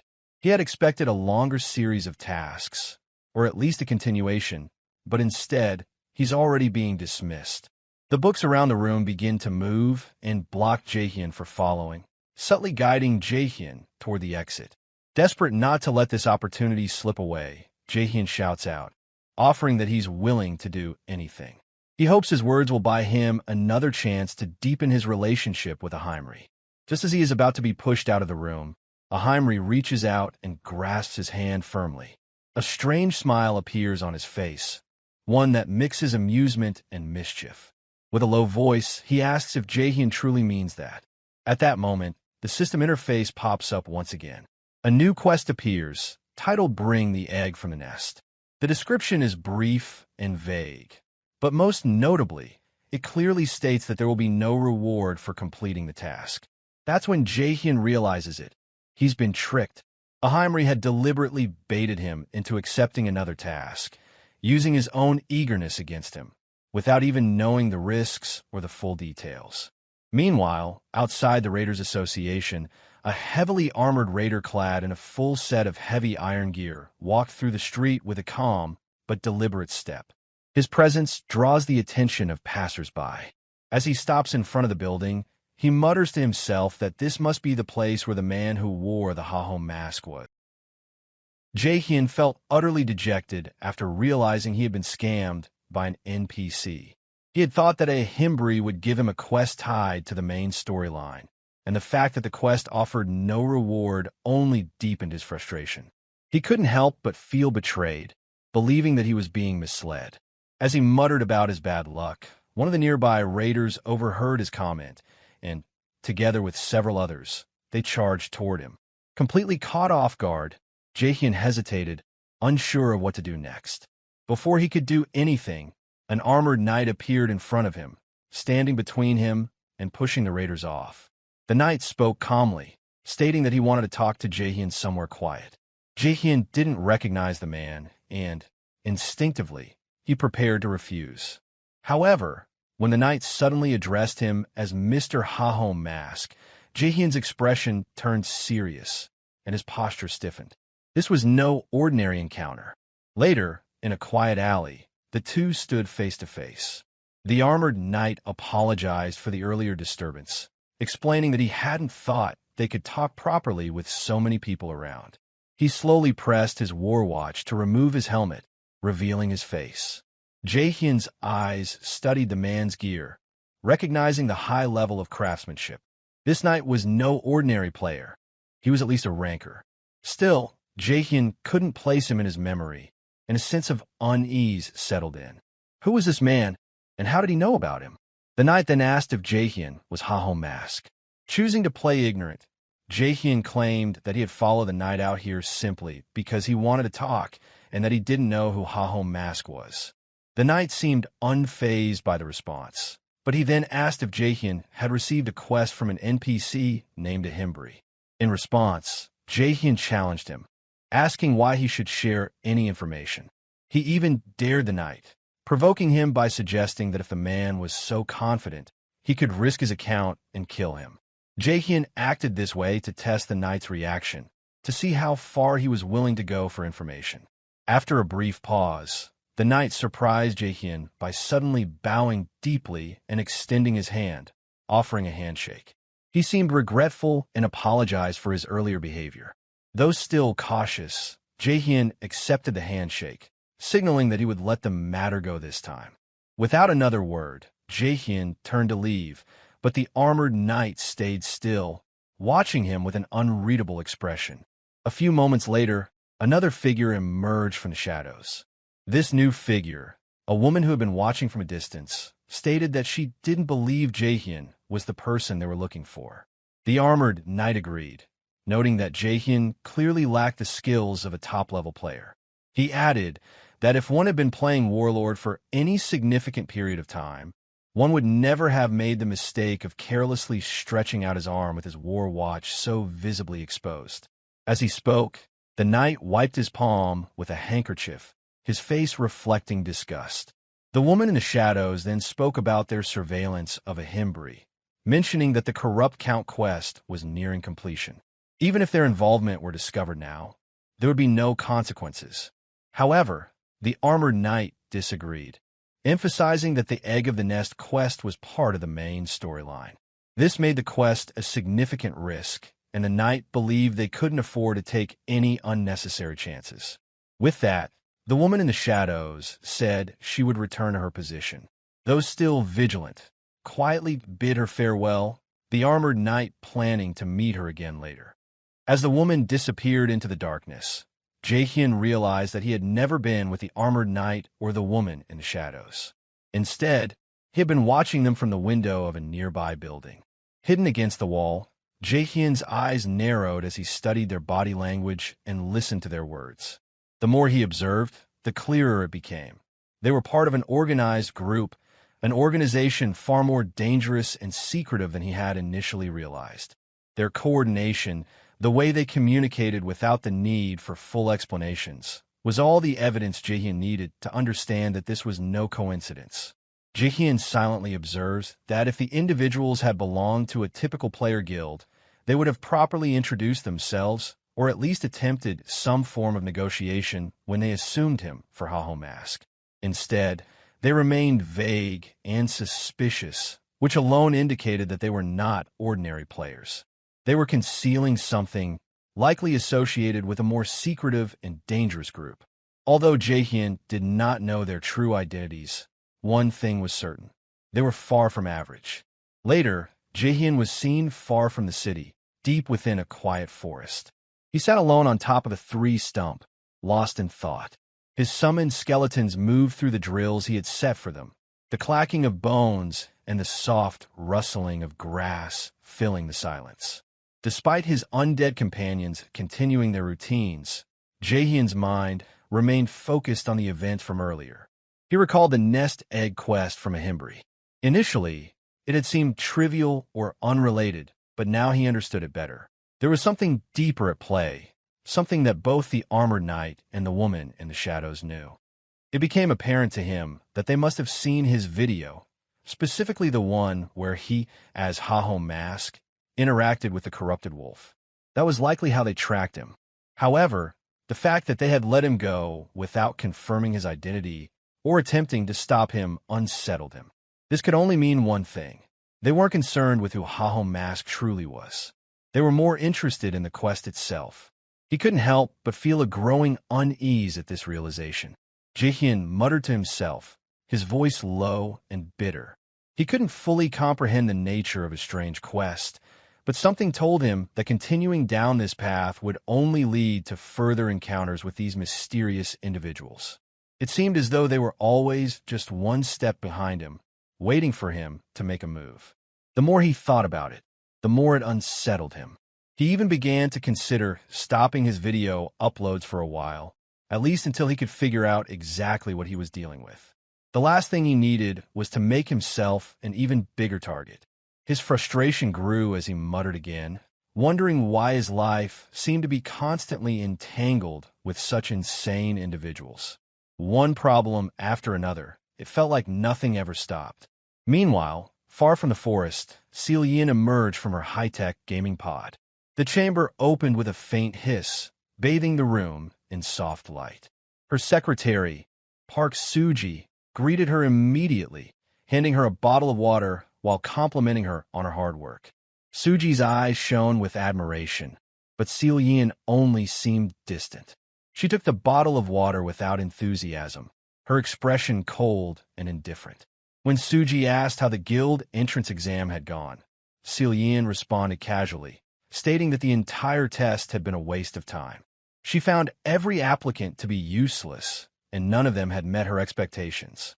Her mood darkened as she sat down, irritation growing as she tapped her fingers restlessly against the armrest. She then turned her focus to Suji, her sharp eyes narrowing as she asked if there had been any updates on Haho Mask, the masked player she had tasked her to investigate. Suji hesitated for a moment before responding, stating that it seemed like the person might have joined another guild. However, there had been no further responses or movement since then. Jaehyeon's expression immediately became sharp, her mood shifting into something far more dangerous. A cold, suffocating pressure filled the room, and Suji became visibly nervous. She quickly added that she would investigate further and bring back confirmed information as soon as possible. Jaehyeon gave a curt nod, standing up without looking at Suji. She brushed past her and spoke in a low, firm voice, instructing Suji not to return until she had something concrete. Just before leaving, Jaehyeon paused, turning back slightly to ask what the president had said about the ongoing situation. Suji swallowed nervously, her voice trembling as she informed Jaehyeon that the president had not said anything yet. Upon hearing this, Jaehyeon stood motionless, her gaze narrowing slightly. Her voice, when it came, was calm but laced with cold sarcasm. She remarked that the president's silence wasn't because he approved of her actions, but because Warlord, the game, was performing exceptionally well at the moment. She reminded Suji of how, when she had first expressed interest in playing the game, the president had tried to arrange a marriage for her without her consent, as though her future and value had no regard for her own will. His silence now was not approval's profit-driven patience. She was not fooled by this. She understood the game he was playing. It was clear to her that the president's silence was a reflection of his interest in the game's success, not her actions. She knew well that he would never support her unless it was beneficial to him. Without allowing further discussion, Jaehyeon gave Suji a new order. She instructed her to gather a completely fresh batch of applicants and report back to her by the next morning. The order was abrupt and left no room for negotiation. Suji's face drained of color at the impossible deadline, her eyes widening with shock. Her lips parted as if to protest, but she quickly caught herself, muttering under her breath, barely audible, that Jaehyeon really did have a terrible personality. Suji could feel the weight of Jaehyeon's words pressing down on her. It was always like this. There was no room for defiance or hesitation in Jaehyeon's world, only cold, calculating demands. Meanwhile, Jaehyeon arrived at the lizard swamp with his skeleton warriors in tow. His thoughts turned to a Himbri, who was now at Bangsu Castle, and he guessed that the quest must be close by. The quest was about finding an egg, and he figured the monster involved would likely be a bird, reptile, or insect type. Given his current level and abilities, the only place he could explore safely was the lizard swamp. He called one of his skeletons to remind it, to be mindful that the monsters in this area were known to be particularly strong and unpredictable. To prepare himself, he decided to use the skill he had learned earlier, Madness Helm. As he activated the skill, the skeleton's eye sockets glowed red, and a violent red aura began to emanate from it. Jaehyeon was surprised by how powerful the effect appeared. The skill had an intimidating presence, more so than he had anticipated. Curious about its full potential, he decided to test it by ordering the skeleton to attack him. But there was a risk involved. The skill might push the summon into a berserk state, losing all control. He issued a mental command, expecting the skeleton to obey with its usual mechanical precision. However, instead of responding with discipline, the creature began to convulse, its movements becoming erratic and wild. It erupted into a frenzy, behaving in a way that was both unnatural and unsettling. Reacting swiftly, Jaehyeon delivered a heavy punch that connected solidly with the skeleton's skull. The force of the blow sent it hurtling into the sky, before it landed like a ball nearby. Unfazed, Jaehyeon studied the aftermath with narrowed eyes. The berserk behavior seemed like an unintended consequence of the summoning system, or perhaps a flaw in the skill itself. The enhancement had failed to deliver the expected results, and the instability only reinforced his skepticism. A sense of dissatisfaction lingered as he wondered if the skill was more of a trap than an asset. Before he could reflect further, movement stirred behind him. From the thick mists of the swamp, a few figures emerged. A lizard man, towering and reptilian, stepping out of the muck with a guttural growl.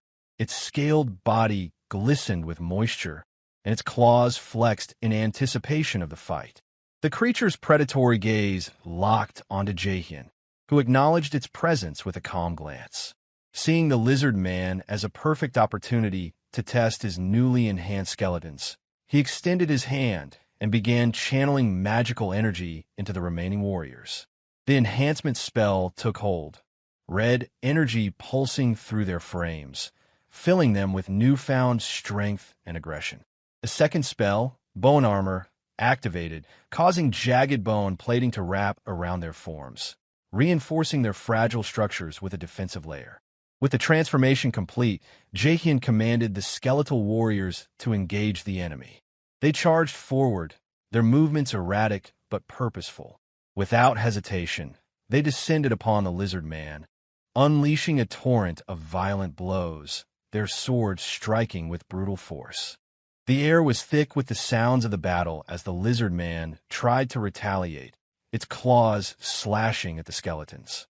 However, the enhanced warriors pressed on, their relentless attacks overwhelming the creature. The battle intensified as the lizard men struggled to maintain its ground against the skeletal onslaught. Jaehyeon watched the scene unfold, his focus unwavering. This was exactly the kind of test he had been hoping for, a true challenge to see how effective his summons were under real combat conditions. The outcome of this fight would tell him whether his efforts had truly paid off or if there were still flaws in his strategy. The sound of cracking bones and tearing flesh echoed across the swamp as the skeletal fighters relentlessly overpowered their foes. Despite the chaos, their assault remained unwavering.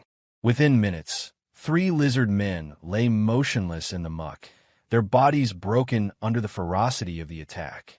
A surge of energy rushed through Jaehyeon, and a notification confirmed his level up. The increase in strength reinvigorated his focus, solidifying his determination. He resolved to continue the hunt throughout the coming week, scouring the swamp in search of the elusive egg. If this region proved to be unrelated to the quest, he planned to relocate without hesitation, driven by the same relentless resolve that he expected from his summoned warriors. Unseen by Jaehyeon, a pair of observant eyes watched from a distance. Perched on a moss-covered rock, a female player observed the scene unfolding before her.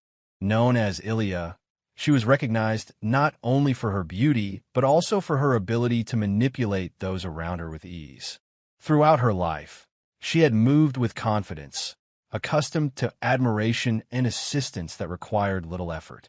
The illusion of control had shaped her experience, and she rarely encountered resistance. However, fate chose an inconvenient moment to humble her. As she shifted to get a better view, her foot slipped on the slick terrain. She lost her balance and fell face first into a shallow puddle of swamp water. Muck splashed across her figure, coating her carefully maintained appearance in grime. Rising slowly, Ilya's frustration mounted as she saw the filth clinging to her in thick layers. Her disdain for the environment deepened, and resentment lingered in her eyes as she took in the surroundings, now more miserable than before. Ilya's presence in the lizard man-infested swamp was the result of another's failure. One of her subordinates, a self-proclaimed slave who had insisted on escorting her to this region to level up, had died almost immediately after they arrived. His incompetence had cost him his life. Now, Ilya found herself stranded in a hostile environment far beyond her current capabilities. Her eyes soon landed on Jaehyeon, who stood out not just for his combat efficiency, but for his composure and strength. The skeletal warriors at his side obeyed his commands without question, and his expression remained calm even in the midst of violence. Ilya saw in him the perfect candidate for her next act. In her mind, he became a new potential tool, just another player to manipulate. She approached him with a practiced limp, clutching her leg with a pained expression. Her posture was fragile, her demeanor submissive, and she projected the image of a wounded beauty in desperate need of help. Confident that no man would turn down such a figure, especially not one like her, Ilya was sure that her charm would win him over. However, Jaehyeon didn't even spare her a glance.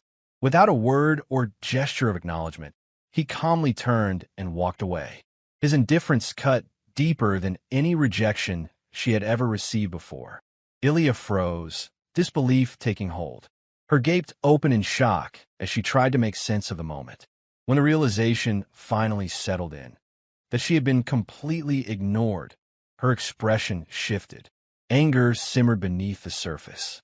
She bit her lower lip in frustration, barely restraining the urge to lash out. How could someone, especially someone like him, simply disregard her so easily? Meanwhile, Jaehyeon continued his progress through the region, killing more monsters with his skeletal warriors. His mind remained focused on the hunt, undistracted by the brief encounter with Ilya. The swamp was proving to be more dangerous than he had anticipated, but he remained resolute in his task. He would not stop until he found the egg or determined that the quest led elsewhere. No matter how far he travels, however Ilya persists. She follows him at a distance, still limping and clutching at her supposed injury. Her performance remains unwavering, but Jaehyeon's patience is beginning to wear thin. He is far from oblivious to her presence. In fact, her continued shadowing, despite being clearly ignored, is starting to grate on him. This is a game, he thinks, and she should be playing it properly. Instead, she clings to the outdated belief that someone else will carry her forward, that her mere presence should be enough to draw assistance. His silence has been a form of resistance, a refusal to entertain such laziness. But her persistence is leaving him with no choice. The delay she causes is beginning to act as an obstacle to his progress. Eventually, he halts and turns toward her, his eyes narrowing. He demands to know what she actually wants. Caught off guard by the sudden attention, Ilya softens her posture. Her voice is quiet, fragile as she claims to have dropped her sword in a nearby swamp pit while trying to hunt. The story is simple but crafted carefully to invoke sympathy without appearing too dependent. She insists that she cannot retrieve it herself and needs his help. Jaehyeon agrees coldly, without ceremony. He informs her that once the weapon is retrieved, she is to leave him alone. His tone carries no warmth, no hint of kindness. However, Ilya masks her satisfaction behind a sweet smile and a breathy gratefulness. Internally, her thoughts are triumphant. To her, this small victory is enough. She believes she has broken through his cold exterior, manipulating the situation to her advantage. Soon, Jaehyeon and Ilya arrive at the swamp where her lost sword is supposedly located. Without wasting time, Jaehyeon issues a command to his skeleton warriors. They immediately move forward, stepping into the sludge with jerky precision, toward the sword embedded into the ground. As Ilya begins to express her gratitude in soft tones, her expression shifts ever so subtly. Behind her smile, a calculating thought takes shape. She reasons that necromancers are only as dangerous as their summons. And once separated from them, they are fragile, vulnerable. This belief emboldens her. Without warning, Ilya lunges forward to strike Jaehyeon, while his attention appears to be elsewhere. However, her attack is embarrassingly slow. Before she can even get close, Jaehyeon reacts. In one smooth motion, he grabs her wrist, halts the swing, and hurls her effortlessly into the same swamp from which her sword had been retrieved. The splash is loud and messy, and Ilya's surface is drenched, sputtering, and furious. Her voice trembles with rage as she declares that he won't get away with this, that her elite bodyguards will arrive soon and reduce him to ashes. Jaehyeon laughed as he mocked her, before lazily pointing behind her. Confused and disoriented, Ilya turns her head, only to find several lizard men emerging from the thickets of vines and muck. Their eyes glint with hostile intent, and their low growls vibrate through the humid air. Ilya screams, scrambling to gain footing in the slippery swamp. As the monsters begin closing in, Jaehyeon watches with detached amusement. He remarks that if she intended to scam someone, she should at least have tried harder. Her act had been transparent from the start. With a final glance, he orders his skeletons to move out, muttering that she had wasted enough of his time. As the group prepares to leave, Jaehyeon notices something unusual. The skeletons lag behind as one of them gestured weirdly, its postures oddly expressive. It almost seems as if it is practicing charm techniques, gestures and poses that mimic those often associated with seductive magic. Jaehyeon beats them up in irritation and barks at them to stop learning unnecessary, strange things. He warns them that he will personally destroy them if they continue down this path. Moments later, a notification flashes across his view. It informs him that Ilya has died. Curiously, he also receives assist points for her death. Despite not having dealt the killing blow himself, he raises an eyebrow, but doesn't delve too deeply into the matter. The swamp monsters had simply finished what he hadn't cared to start. As for her claims about bodyguards, he dismisses them with ease. A person like her, he reasons, is all bark and no bite. For him, the threat was hollow. What Jaehyeon doesn't realize, however, is that a group of well-armed players are watching the entire sequence unfold through a shared recording feature. These are the very fans Ilya spoke of, her actual love slaves, scattered across different regions in attempt to follow her until they got the video. Their faces remain unreadable as they replay the footage of Jaehyeon commanding his skeletons. The group observes in silence, their expressions betraying nothing, yet their intentions are clear. Deep within the dense forest, Jaehyeon stood over a man who knelt helplessly before him, his sword deeply embedded in the man's chest. This man was revealed to be one of Ilya's former slaves, still murmuring in a barely coherent voice about taking revenge on her behalf. Irritated and confused by the man's persistence, Jaehyeon questioned aloud why someone would go to such extremes for Ilya. He wondered what the man hoped to achieve. Perhaps he believed that avenging Ilya would earn her favor or affection. The man responded with a wild, hysterical laugh, his eyes wide and filled with a dangerous obsession as he declared his love for Ilya. Without hesitation, Jaehyeon delivered the killing blow. His mind flashed back to how full of red flags Ilya was. She had repeatedly attempted to manipulate him, which was the very reason he had severed ties with her. He had never taken her warnings seriously, especially those about her bodyguards seeking him out. But now, it was clear she had not been bluffing at all. Ilya played the victim masterfully, stirring up her loyal fans with her performance. Because of this act, Jaehyeon found himself confronted daily by her devoted followers, growing more and more frustrated with each encounter. Not only was he anxious from his inability to find new quests, but now a relentless pack of obsessed fans was actively hunting him down. For a fleeting moment, he considered seeking out Ilya to finish her off once and for all, but quickly dismissed the dangerous idea, realizing it would only land him in deeper trouble. At that instant, he gathered the loot from his defeated opponent. The system interface flickered to life, displaying his rewards: an ownerless war watch, 5,000 gold, goblin leather boots, and a rare necklace known as the Necklace of Promise. Jaehyeon recalled that this necklace could be sold for a hefty sum of 800,000 won. Both he and his loyal skeleton companion felt a surge of excitement. For the first time in a while, it seemed possible to afford a fancy dinner that night. Just then, another of Ilya's fanatics spotted Jaehyeon. Seizing the opportunity to provoke, Jaehyeon boldly took responsibility for killing Ilya, hoping to draw the lone opponent into a quick and manageable fight. However, his confidence quickly waned when dozens of hostile figures emerged from the trees, armed and radiating dangerous intent. The smug expression on his face hardened into alarm as the full gravity of the situation became clear. He and his skeleton companion immediately turned and fled, the angry mob surging after them with relentless determination. As he ran, Jaehyeon was overwhelmed by disbelief and frustration. He had never imagined so many would be so deeply obsessed with Ilya, enough to form what looked like a small army. Hoping to slow their pursuit, he ordered his skeletons to intercept the attackers. But his brief glimmer of hope vanished when one enemy effortlessly shattered his summoned skeletons with a single powerful strike. In that moment, Jaehyeon realized the harsh truth. These were not merely emotional fanatics, but experienced high-level players, and there were far too many of them. Knowing that a direct confrontation would be suicide, he sprinted deeper into the forest, his thoughts consumed entirely by survival. Eventually, Jaehyeon stopped in a remote part of the deep forest, breath ragged and chest heaving. His body ached, but his mind raced even faster. It was proving nearly impossible to shake off the persistent group chasing him. Not only because of their determination, but because he was simply too underleveled in comparison.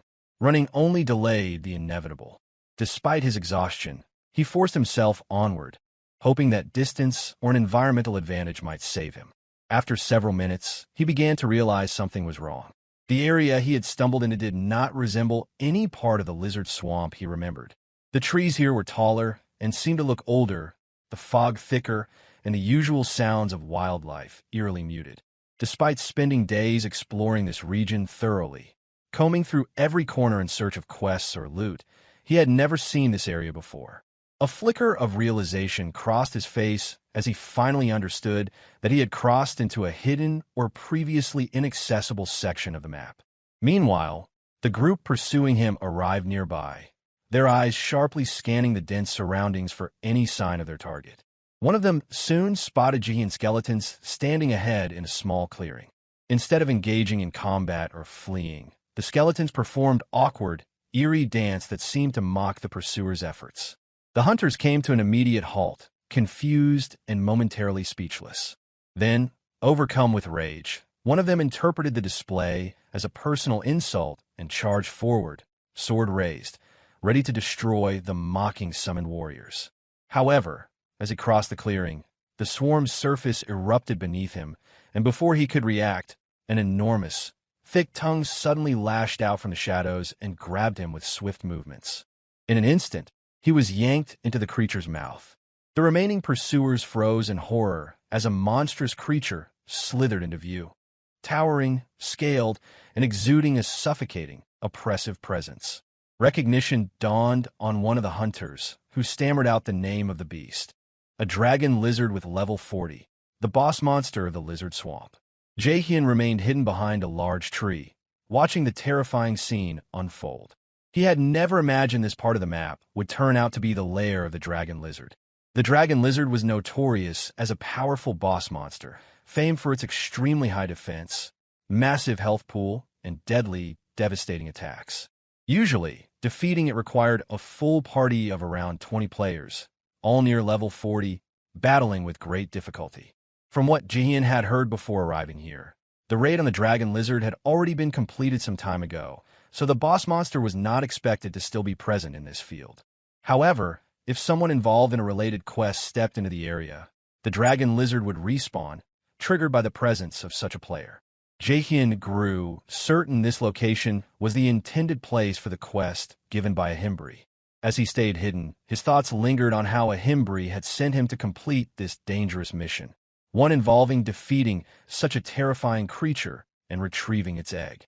Despite being only a level 20 player, the mission frustrated and irritated him, especially given a Himbri's high expectations. Fortunately, the situation had allowed Jaehyeon to gather a few capable cannon fodders, offering hope that the mission might yet succeed. Meanwhile, one among the fodders suggested to the others that the dragon lizard was simply too strong, recommending retreat. But Jaehyeon was determined not to allow that. He quickly activated his enhancement skill to strengthen his summoned skeletons and ordered them to block the path, preventing any chance of escape. Not long afterward, the dragon lizard struck again, taking down one of Jaehyeon's allies. In the confusion, Jaehyeon seized the opportunity to break into a run, but the others quickly spotted him and began chasing.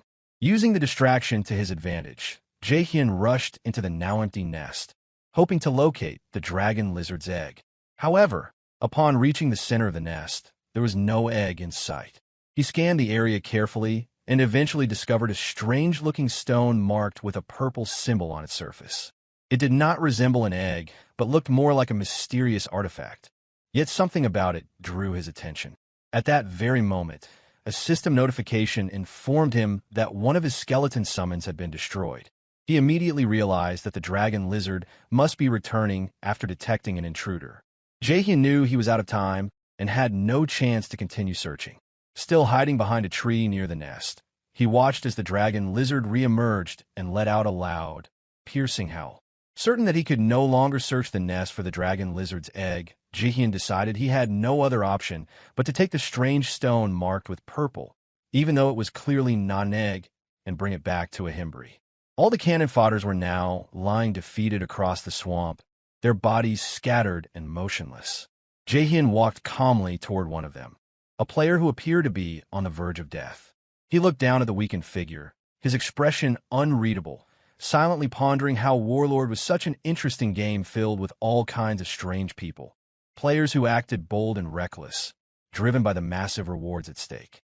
Without hesitation, Jaehyeon bent down and picked up the opponent's war watch, which had become ownerless due to the defeat. The fallen player tried to muster strength to respond, but Jaehyeon drew his sword and drove it forcefully into the ground. His tone grew cold and serious as he made it clear that until now, he had been playing along with them as if everything were a game or a joke. But in truth, there was much at stake in this world for him. He warned that if they ever bothered him again, There would be no mercy or leniency for them. This warning was not just for them, but also for Ilya, the one connected to their group. After delivering this message, Jaehyeon stepped carefully onto the fallen bodies, using them as support to cross the swamp without sinking into the thick, sticky mud beneath. As he walked away, he thought more seriously about the consequences. If they came after him again, even after this clear warning, it would no longer be a small skirmish but an all-out war. With this in mind, he contacted the Bangsu Guild calmly, claiming to have spotted the dragon lizard within the lizard swamp. He offered to sell the exact location of the boss monster for 100,000 gold, fully aware that this kind of information was extremely valuable to high-level guilds. Later, Jaehyeon arrived at a Himbri's office, delivering the strange purple-marked stone. His steps were tense and cautious, filled with hope that this was the correct item since he did not want to search the vast map all over again. A Himbri took the stone and examined it closely, his expression unreadable for a long moment. Finally, after an uncomfortable silence stretched, a Himbri confirmed that this was exactly the item he had been looking for. Jaehyeon felt a wave of relief and excitement rush over him, the pressure lifting from his shoulders. Still holding the stone, a Himbri commented that Jaehyeon was faster than expected, admitting that he had thought it would take someone like Jaehyeon much longer to complete the task. Jaehyeon nearly lost his temper at the comment, his frustration bubbling up, but he forced himself to remain calm. With a composed expression, he responded that he had given everything he had. Without wasting any time, he asked a Himbri to assign him the next quest. A Himbri looked at Jaehyeon seriously and began explaining the true nature of the item he had brought. He asked if Jaehyeon was aware of what he had delivered, and then revealed that in every investigation of areas where mutated monsters had appeared, this strange item was always found nearby. Because of this recurring pattern, he had temporarily named it the Corruption Stone. As Jaehyeon listened carefully, a realization dawned on him. This must have been the reason those mysterious players were approaching him earlier. The Corruption Stone was clearly an important item tied to the main quest line, and those players wanted to ensure no outsider could interfere with its influence on the progression of the story. At first, Jaehyeon had believed that the quest from a Himbri was a scam, just another time waster.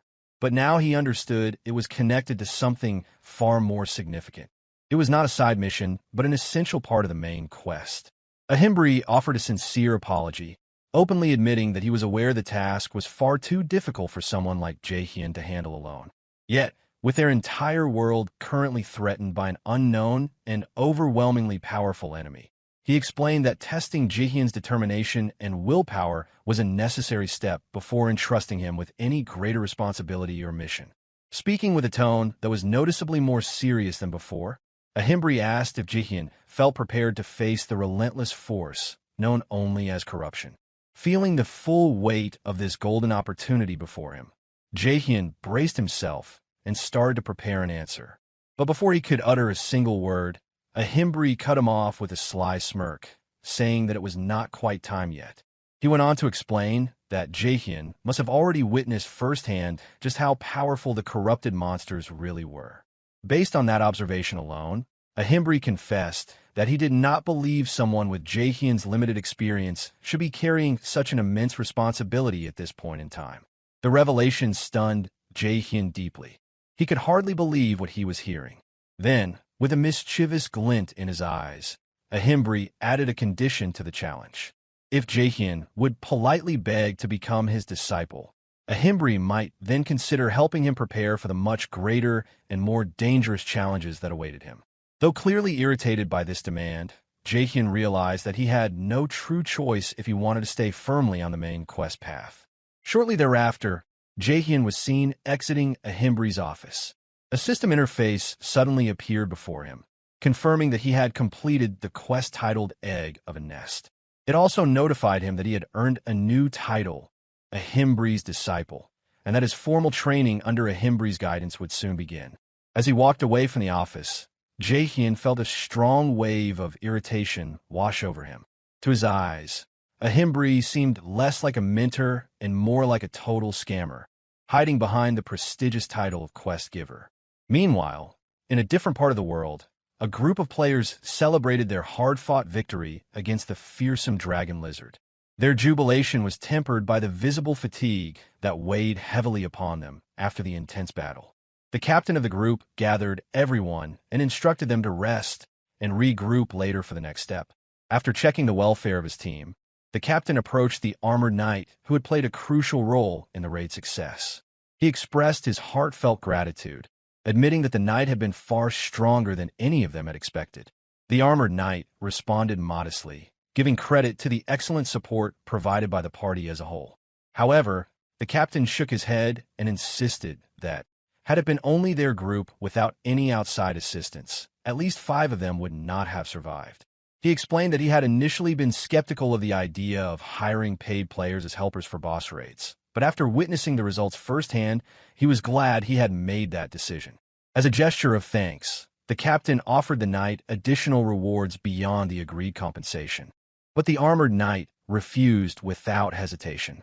His tone turned colder, and a shadow crossed his face as he firmly stated that accepting more than the promised compensation would violate his personal code of honor. The captain lowered his head and apologized, admitting that he had assumed the knight's motivation was purely monetary.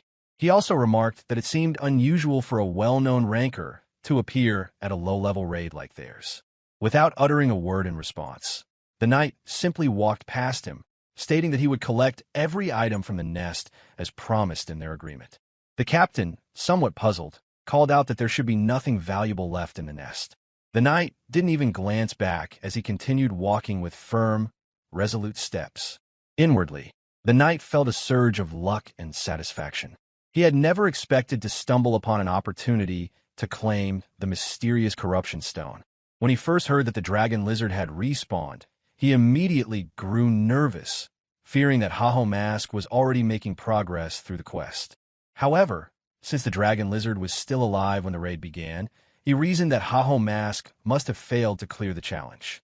As he landed inside the nest, his expectations for Jaehyeon Mask's survival were low, firmly believing that no solo player could possibly handle a boss of such magnitude alone. The knight's excitement steadily built as he approached the nest. His only task now was to retrieve the corruption stone and ensure that Jaehyeon Mask never completed the main quest. However, as he carefully searched the area, his expression darkened with growing frustration. The nest was completely empty. There was no corruption stone, nothing left behind.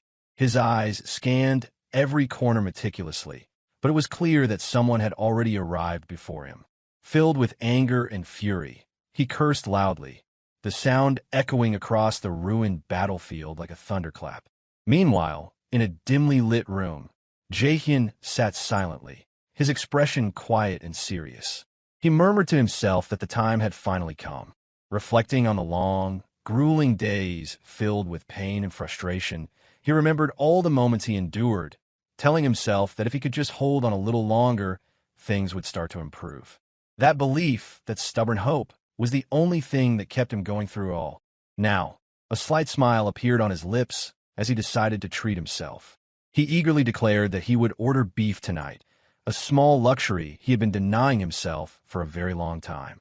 Until now, he had lived as frugally as possible, cutting his food costs to the bare minimum in case of emergencies. But with the main quest finally in his hands and a new path opening before him, he figured it was time to enjoy a well-earned reward. Unexpectedly, he received some extra money converted from a donation, forcefully taken from Ilya's fan club members, totaling just a little over 1.2 million won. With that added to his account, his balance now stood at 1.4 million won.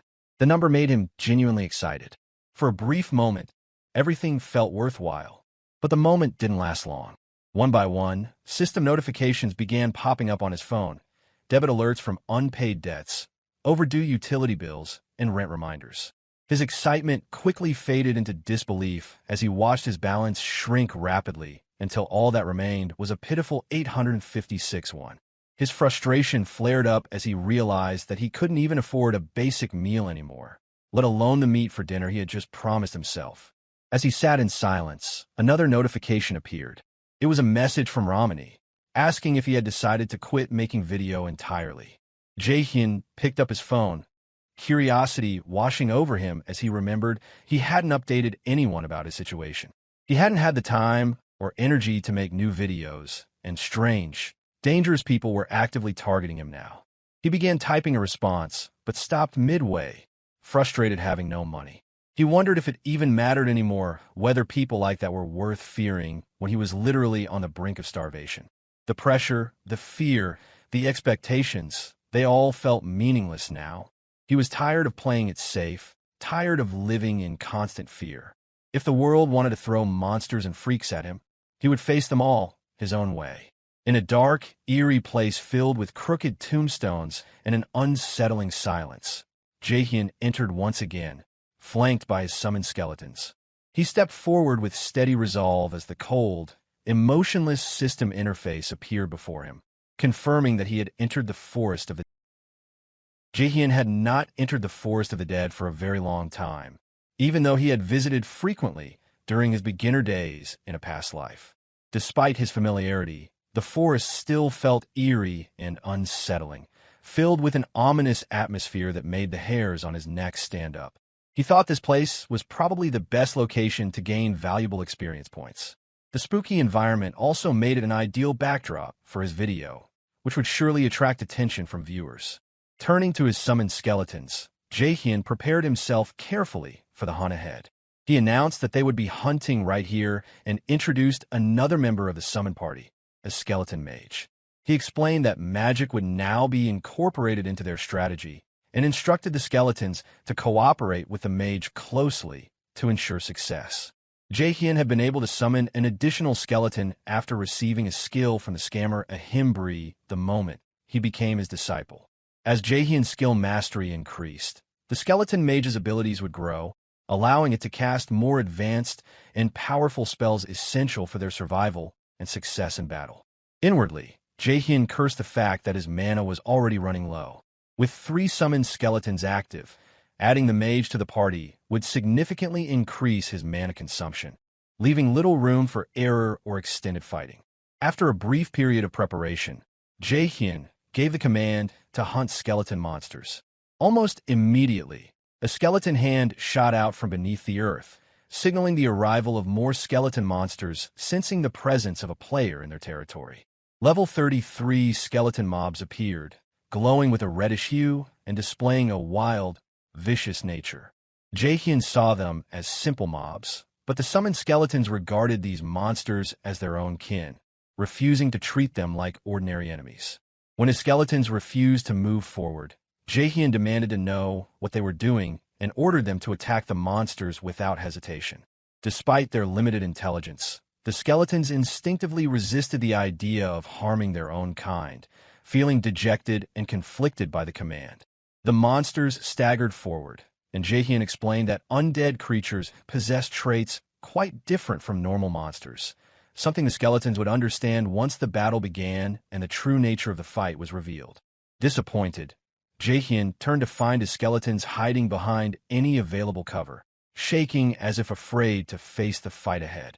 Growing irritated, he snapped his fingers sharply and repeated his command to hunt the monsters without delay or excuses. With no other option left, the OG skeleton charged forward courageously, while the remaining 3 stood at attention, ready to follow orders. With repeated and practiced attack motions, the OG skeleton swung its sword down in a vertical slash, expressing sadness through tears that, although not real, conveyed a deep emotional struggle with the task at hand.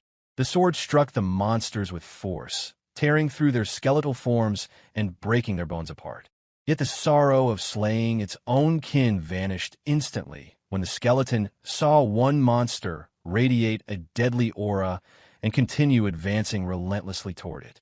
Jaehyeon's summoned skeleton recoiled in shock, clearly frightened by the terrifying sight it had just witnessed. Jaehyeon's voice rang out firmly, reminding his summoned troops that ordinary attacks would be ineffective against these enemies. That was why different, more precise strategies were essential to overcome such monsters. With determination, Jaehyeon stepped forward and took out a rare-class weapon known as the Mage's Hammer. Laughing manically, he struck the skull of the first skeleton monster with fierce force, his expression showing no restraint or hesitation. The powerful blow sent the monster's skull off from its spine. As the skull flew, it disappeared behind the thick, misty clouds cloaking the forest. The monster's body began to crumble and disintegrate into dust. Jaehyeon expressed his satisfaction, praising the effectiveness of his strike. Turning back to his summoned skeletons, he explained that the key to defeating these foes was to focus on hammering their heads. However, instead of understanding, he found his skeletons clutching their own skulls anxiously, as if afraid they would lose them the same way. Despite their confusion, Jaehyeon pressed on, declaring that today's goal was to hunt down 100 skeleton monsters within 100 minutes. Wearing a chilling and menacing smile, he warned that failure would mean abandonment. He would leave them behind without hesitation. The threat had an immediate effect. The 4 summoned skeletons charged forward to hunt their own kind, not out of loyalty, but out of fear of the consequences if they failed. The hunt proceeded swiftly, but sadness lingered in the air. Each warrior skeleton wielded a heavy hammer, striking down skeleton monsters one after another with surprising efficiency. Jaehyeon mused aloud that he had expected it would take them longer to master the unfamiliar weapon, but they were performing far better than anticipated.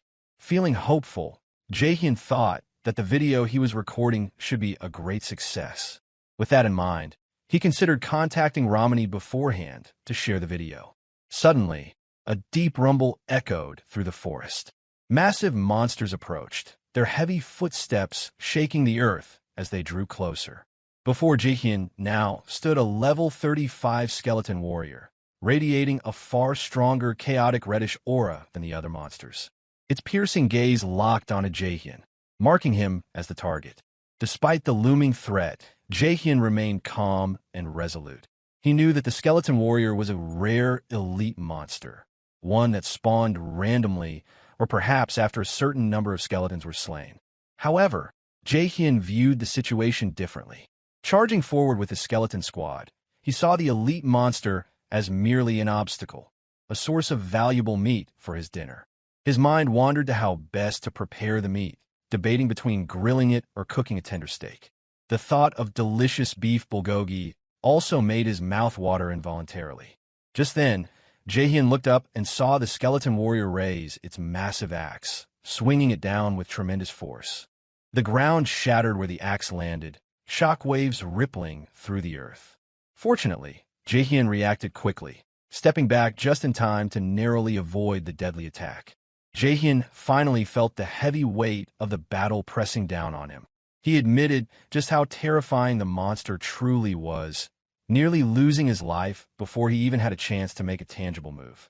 In the split second before dodging, he struck the skeleton warrior's on the bone with his weapon, hoping to weaken its attack power.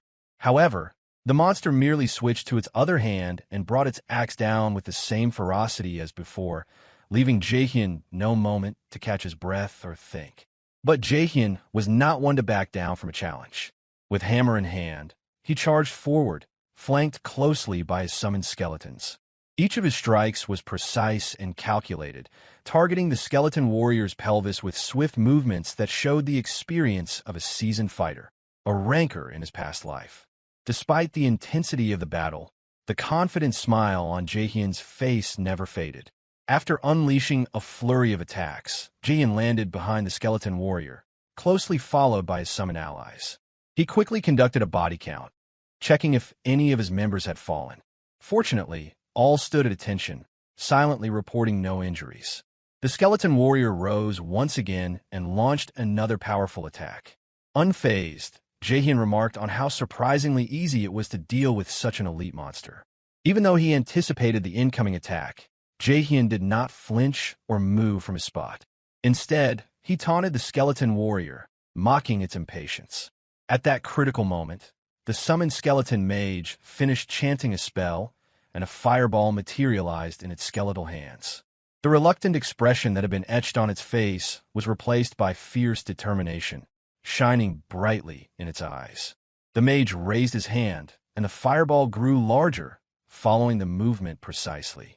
The flames surged forward in a pillar of scorching fire, engulfing the skeleton warrior where it stood.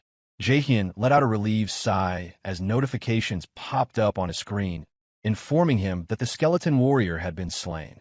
Both he and his summoned skeletons gained experience points from the victory. With embers still glowing, the bones of the defeated skeleton disintegrated into dust. Jaehyeon mused aloud about how this spectacular moment would surely earn him at least 10,000 views on his video. His thoughts soon shifted to his growing hunger, deciding that he would treat himself to some grilled beef once the battle was over. However, his moment of peace was abruptly shattered. A warning notification sounded, accompanied by a sharp chime. It informed Jaehyeon that the field boss had detected the death of one of its underlings. His mind raced. He had completely forgotten the specific conditions that triggered the field boss's appearance, and now he faced the looming threat unexpectedly. Another notification chimed in, confirming that the field boss had found intruders and was awakening because the required condition had been fulfilled. A massive golden summoning circle suddenly materialized on the ground nearby. It pulsed ominously, signaling the impending doom Jaehyeon would have to confront before he could even think about finishing his meal. Massive skeletons arose from the glowing magic circle, 3 pairs of arms crossing in front of its chest in a gesture resembling Avalokiteshvara. A radiant golden aura surrounded its entire body, emanating a benevolent yet formidable presence that filled the air. Behind it, a halo composed of shimmering golden energy slowly rose, casting an ethereal light over the forest clearing. Jaehyeon stood firm, hammer tightly gripped in hand, flanked by his summoned skeleton warriors. He watched in silent awe as this magnificent being materialized before him. Despite his resolve, he could not help but release a hollow, defeated sigh as the weight of the situation settled on his shoulders. The golden skeleton, a boss category monster, had appeared. It sought revenge for Jaehyeon's indiscriminate slaughter of skeleton monsters throughout the forest of the dead. Its eyes glowed with an intense golden light from deep within its empty sockets, signifying its status as the field boss of the forest. In Jaehyeon's past life, this creature had been known as the first mage-class boss monster, and during the game's beginner stage, it was widely feared as the strongest adversary, earning the notorious title of Newbie Killer. Quietly, Jaehyeon mused that the condition triggering the golden skeleton's appearance was the defeat of a significant number of skeleton monsters. The fall of the skeleton warrior had been the final spark to summon this formidable foe. Deep down, Jaehyeon knew his current level would make defeating the golden skeleton an arduous task. Yet, should he triumph, the resulting content would undoubtedly become a jackpot for his video channel. He already had a plan to overcome it. With his summoned skeletons fully buffed, victory might be within reach. However, as he turned to command his army, Jaehyeon's heart sank. None of his summoned skeletons remained by his side. Simultaneously, a notification chimed on his interface, alerting him that all summoning had been canceled due to depleted mana reserves. Frustration welled up inside him. Not only had he inadvertently triggered a fight with the strongest boss monster appropriate for his level, but he had also neglected his mana management during the prolonged battle. He sighed deeply, realizing he had summoned the maximum 4 skeletons and had the mage cast a massive spell, leaving his mana utterly drained. Regaining his composure, Jaehyeon accepted that he would have to face the boss alone. His only regret was that his skeletons would miss the chance to partake in such a challenging fight and experiencing the battle. He activated his War Watch, a unique device attuned to his combat style, and mentally prepared himself. It was time to warm up his body for the intense melee to come. The War Watch sprang to life, and he spoke the command aloud, "Slot on."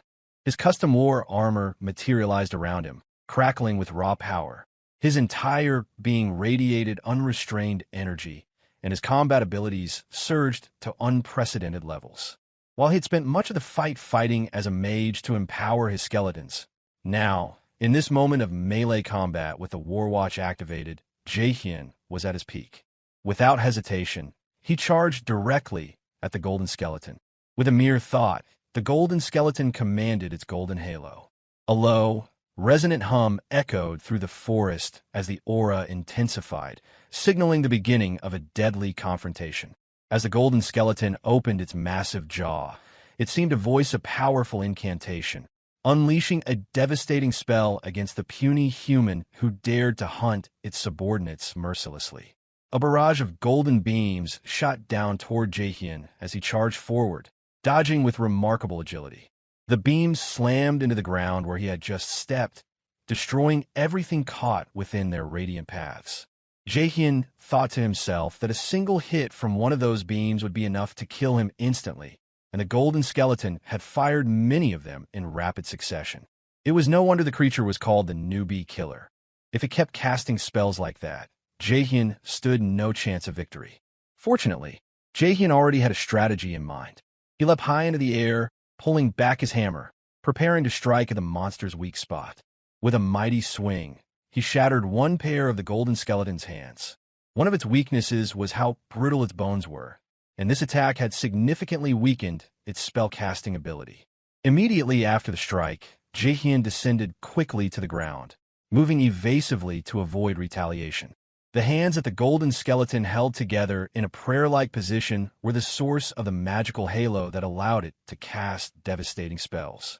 By destroying one of these pairs, one of its magic circles scattered into the air.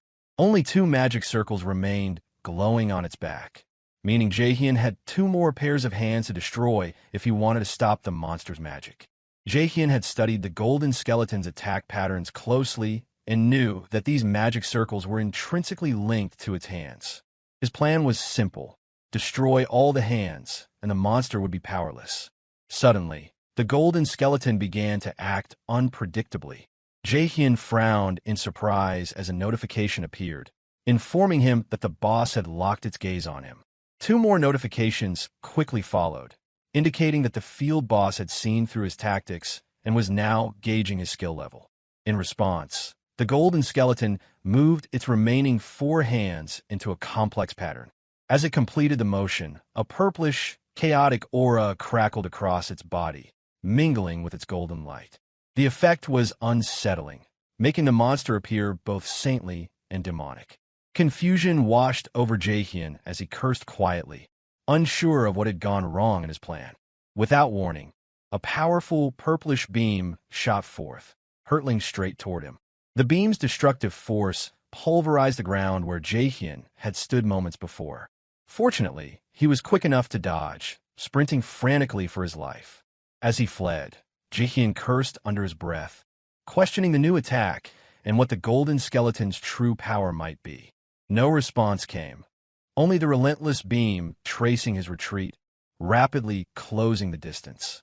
Explosions erupted just a pace behind him, forcing Jaehyeon to leap aside with all his strength to evade destruction. Jaehyeon's landing was uncontrolled, causing him to stumble and crash hard against a nearby tombstone. Taking a moment to catch his breath, he wondered how the golden skeleton managed to execute such complex attack patterns with such precision. As a ranker in his past life, Jaehyeon had studied every detail of the golden skeleton's attack sequences.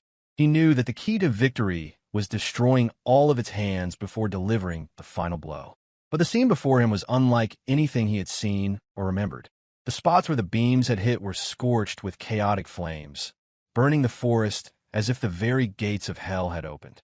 Jaehyeon questioned whether his memory was flawed, if the golden skeleton had secret, hidden patterns, or if a game balance patch, similar to what happened with the Minotaur during the tutorial quest, had altered the boss's behavior. He let out a hollow laugh, realizing that no information existed in his memory regarding any such changes to the golden skeleton. Perhaps it was because he was a Himbree's disciple, or due to some other unknown cause. Regardless, he had failed to devise a winning strategy against this new pattern, and he cursed softly under his breath. Despite his frustration, Jaehyeon refused to give up. He let his instincts take control as a bolt of lightning hurtled toward him. Within moments, his body moved with unnatural speed, dodging the devastating attack while muttering that he could only do his best. One after another, beams of purplish chaotic light tore through the air, all aimed at the lone human standing in the forest. Jaehyeon continued dodging swiftly, even as bolts of lightning accompanied every beam. None of the attacks managed to graze him. For now, he could evade the golden skeleton spells because he had learned to predict their trajectories. The problem was that dodging pushed him to his physical limits, leaving no chance for counterattacks. While jumping and dodging, formulating a new strategy, Jaehyeon failed to notice one of the golden skeleton's massive hands reaching out to seize him. By the time he realized, It was already too late to evade, and no nearby objects were close enough to use as leverage for escape. The enormous hand closed around him, its slow but deliberate movement almost impossible to detect in time. With a crushing grip, the golden skeleton lifted Jaehyeon into the air. The deep resentment it harbored for the tiny human clutched in its hand radiated destructive energy. As if releasing its fury, the golden skeleton screamed at Jaehyeon before he could make any move, confident the small human was powerless in its grasp. Jaehyeon laughed hollowly, cursing the randomness of the game's design. Even the simple act of the hand reaching out had been a part of the pattern he had failed to remember. Jaehyeon faced an immediate threat as the golden skeleton summoned a massive golden magic circle directly before his face, preparing to cast a devastating beam of light designed to burn him completely. Despite the looming danger, Jaehyeon smiled confidently, recognizing this moment as an opportunity for a counterattack that had unexpectedly appeared. He quickly activated one of his most powerful skills, known as Demon's Curse. With the distance between them closing following the golden skeleton's last assault, the skill took effect, significantly reducing the boss's stats by 13%. Jaehyeon immediately freed himself from the monster's grasp and leapt toward its head with purpose. Using the momentum, he pulled his arm back, ready to strike a decisive final blow. He summoned all his strength, remembering the effort it took to find a chance to counterattack. Now that the opening had revealed itself, he was determined not to let it slip away. His fist glowed brightly with the full force of his combat abilities. Offering his thanks for the opening to the formidable golden skeleton, Jaehyeon's punch landed true, leaving a shimmering trail of bluish aura as they descended onto the ground. A deafening explosion followed, filling the forest with a shockwave. The golden and chaotic energies that once roared around the battleground had already vanished, replaced only by the glow of Jaehyeon's bluish aura enveloping the area. The golden skeleton's colors faded quickly, its bones crackling loudly before beginning to disintegrate into fine dust. With a confident smile, Jaehyeon announced to his invisible audience that the boss had been defeated. As he landed on the ground, a massive golden magic circle appeared once more, swallowing the remaining bones of the golden skeleton. Multiple notifications chimed in succession, informing Jaehyeon of his hard-earned victory and the pouring rewards that followed. Experience points rushed in, leveling him up. Massive amounts of gold filled his account, accompanied by the prestigious title Skeleton Destroyer. When the dust finally settled, Jaehyeon let out an awkward laugh, amazed at the roller coaster of emotions he had experienced, starting from running out of mana to facing unfamiliar attack patterns from a boss he didn't even remember existed.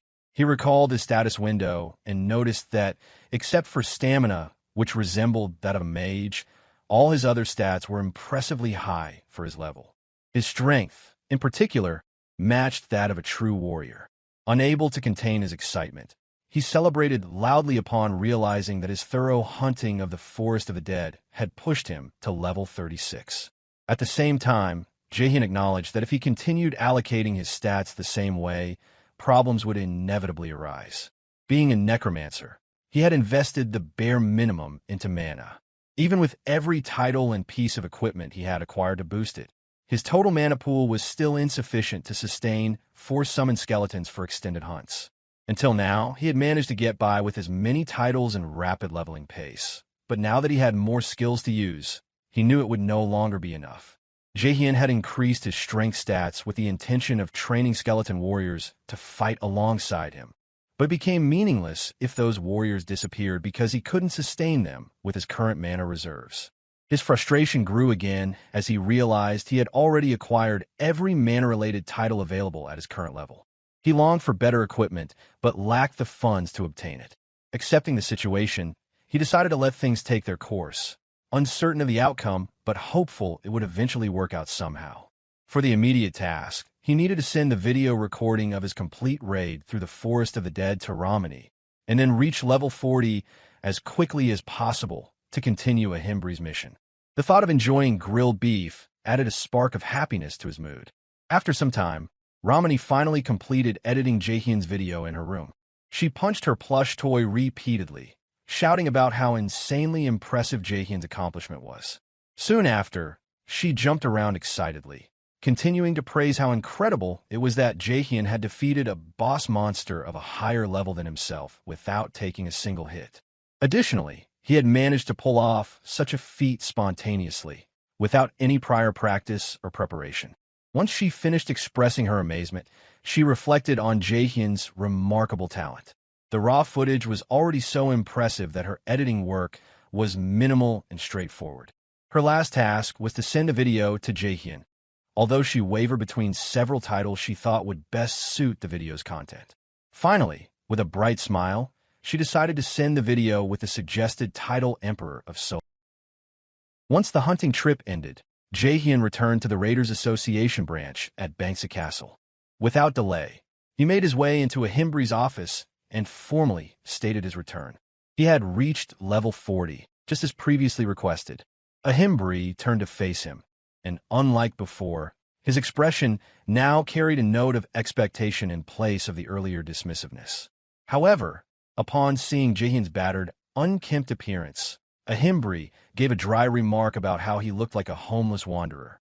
Uninterested in small talk, Jaehyeon brushed it aside and directly asked for his reward. Inwardly, he blamed the state of his appearance entirely on his teacher. With a simple motion, Ahimbre summoned a skill book, announcing that it was the promised reward. Jaehyeon accepted it, the agreed reward for becoming Ahimbre's disciple and achieving level 40. A notification immediately confirmed the completion of the second stage of his quest. The reward was a skill book titled Skeleton Studies, an ultra-rare passive Necromancer skill nearly impossible to find on the market. It was exactly what he needed, offering reduced mana consumption when summoning skeletons. His expression brightened, clearly elated, and he wasted no time in using the skill book. But Ahimbre wasn't finished. He took out another item, this time a ring. It was called the Corrupted Tracker's Ring, forged using the corrupted stone Jaehyeon had brought back. The ring channeled the power of the Corrupt One itself. When equipped, it granted a massive stat boost, with further enhancements if paired with a necklace of the Corrupted Tracker. The sheer value of the reward took Jaehyeon's breath away. He hadn't expected something of this caliber. The realization struck hard. This was a rare item he remembered from his previous life, one given only to the first person to complete the main quest line. His heart leapt as he reached eagerly to claim it. But Ahimbre suddenly pulled the ring back, holding out of reach, leaving Jaehyeon visibly confused. With a thoughtful expression, Ahimbre muttered that perhaps he couldn't just hand it over so easily after all. Then, without further explanation, he turned away and walked off, leaving Jaehyeon in baffled silence. Moments later, Ahimbre turned back with a mischievous glint in his eye. He stated that Jaehyeon could have the ring, only if he managed to catch him. The absurdity of the condition made it seem like Ahimbre was simply trying to bring some levity into his otherwise solitary life. Jaehyeon let out a resigned sigh, understanding the ring would be his eventually. Without wasting time, he activated his Warwatch's ability and launched into pursuit. Annoyance simmered beneath his expression. His patience was wearing thin, while the old man clearly found amusement in the chase. Eventually, Jaehyeon claimed the ring, darting through the area while catching his breath. He could only wonder what was truly wrong with his teacher. If Ahimbre weren't just an NPC Jaehyeon used, he might have killed him already out of sheer frustration. Despite the ordeal, he now had the ring in hand, and, more importantly, had received the next quest. Ahimbre explained that all contact with an agent named Mijai had been lost and suggested that Jaehyeon head to Tsuryu Castle to investigate. Anger shimmered beneath the surface of Jaehyeon's thoughts, yet he decided to let Ahimbre off without consequence. It wasn't worth the energy, not now. Internally, he calculated his next step, noting that the area around Tsuryu Castle was high-level territory. If he was to venture there, he needed to raise his level a bit more along the way. Just then, his Warwatch emitted a chime, signaling an incoming message from Ramani. She mentioned that she had urgent news to share, having uploaded the Golden Skeleton solo raid footage to the platform. She urged him to check it out for himself. When he did, he found himself staring in disbelief. The video had gone viral, amassing nearly 2.4 million views. Positive comments flooded in, along with an overwhelming wave of donations. His eyes widened in stunned silence, unable to comprehend the scale of it all. The sheer amount of money flowing into his account made his breath hitch. It was as if he'd been struck by a truck. The realization hit so hard that his legs gave way, and he landed on the ground in a daze. He stared at the figures on the screen, counting and recounting the deposits to confirm whether this was real or a hallucination. As the reality sank in, he began muttering to himself about dinner. Steaks, fish, and all manner of high-quality meats he'd long gone without. His eyes lit up with excitement as the images of those meals danced in his mind. Saliva gathered at the corners of his lips while he silently marveled at the sheer stroke of luck. He had anticipated a good reaction to the video, but what he received had far exceeded anything he imagined. With the giddy joy of unexpected success pulsing through him, he decided it was time to log out and reward himself. After all, he had earned it. Just then, another notification arrived, this time a donation of 1 million won. Alongside it came a message requesting Jaehyeon's attention. It was a guild invitation sent by the scouting manager of the Thunder Hunters Guild. Recognition dawned immediately. That guild belonged to none other than his old nemesis, Jaehyeon. Memories of his past life surged to the surface. Even then, the Thunder Hunters Guild had been relentless in trying to recruit him. Jaehyeon herself had extended the offer. Back in those days, when Jaehyeon's identity wasn't hidden, members of the guild had hunted him across every corner of the map, hounding him with pleas to join them as if their own lives depended on it. Now, he dismissed the message without a second thought. Frustration leaked into his voice as he voiced his resolve. He wouldn't join them, not even if his life depended on it. Yet, even as he said it, he remembered having said the same thing once before. The bitterness of betrayal returned. His former teammates, once bound by loyalty, had eventually caved in to the Thunder Hunters' offers. Despite Jaehyeon's repeated rejections, the guild's persistence remained unmatched. Even worse, he had already been part of another guild at the time. He could still recall one of his teammates saying how fortunate he was. The Thunder Hunters Guild, after all, was among the best, ranked within the top 30. One of them had remarked that the Thunder Hunters Guild's leader came from a wealthy family, which meant that joining them would guarantee a six-figure salary. Another chimed in, claiming it made perfect sense that a player of Jaehyeon's caliber would be in their radar. He noted that in every one of their uploaded guild raid videos, the comment sections were filled with praise for Jaehyeon alone. That teammate seemed pessimistic, almost resentful, wondering how someone so skilled ended up in a lesser-known guild like theirs. Jaehyeon had cut them off sharply. He made it clear that no amount of money or salary would tempt him into joining the Thunder Hunters. Becoming the strongest guild would eventually bring the money anyway, so there was no need to jump ship for a shortcut. He preferred to remain with his current guild, to grow stronger alongside his teammates. Someone let out a nervous laugh.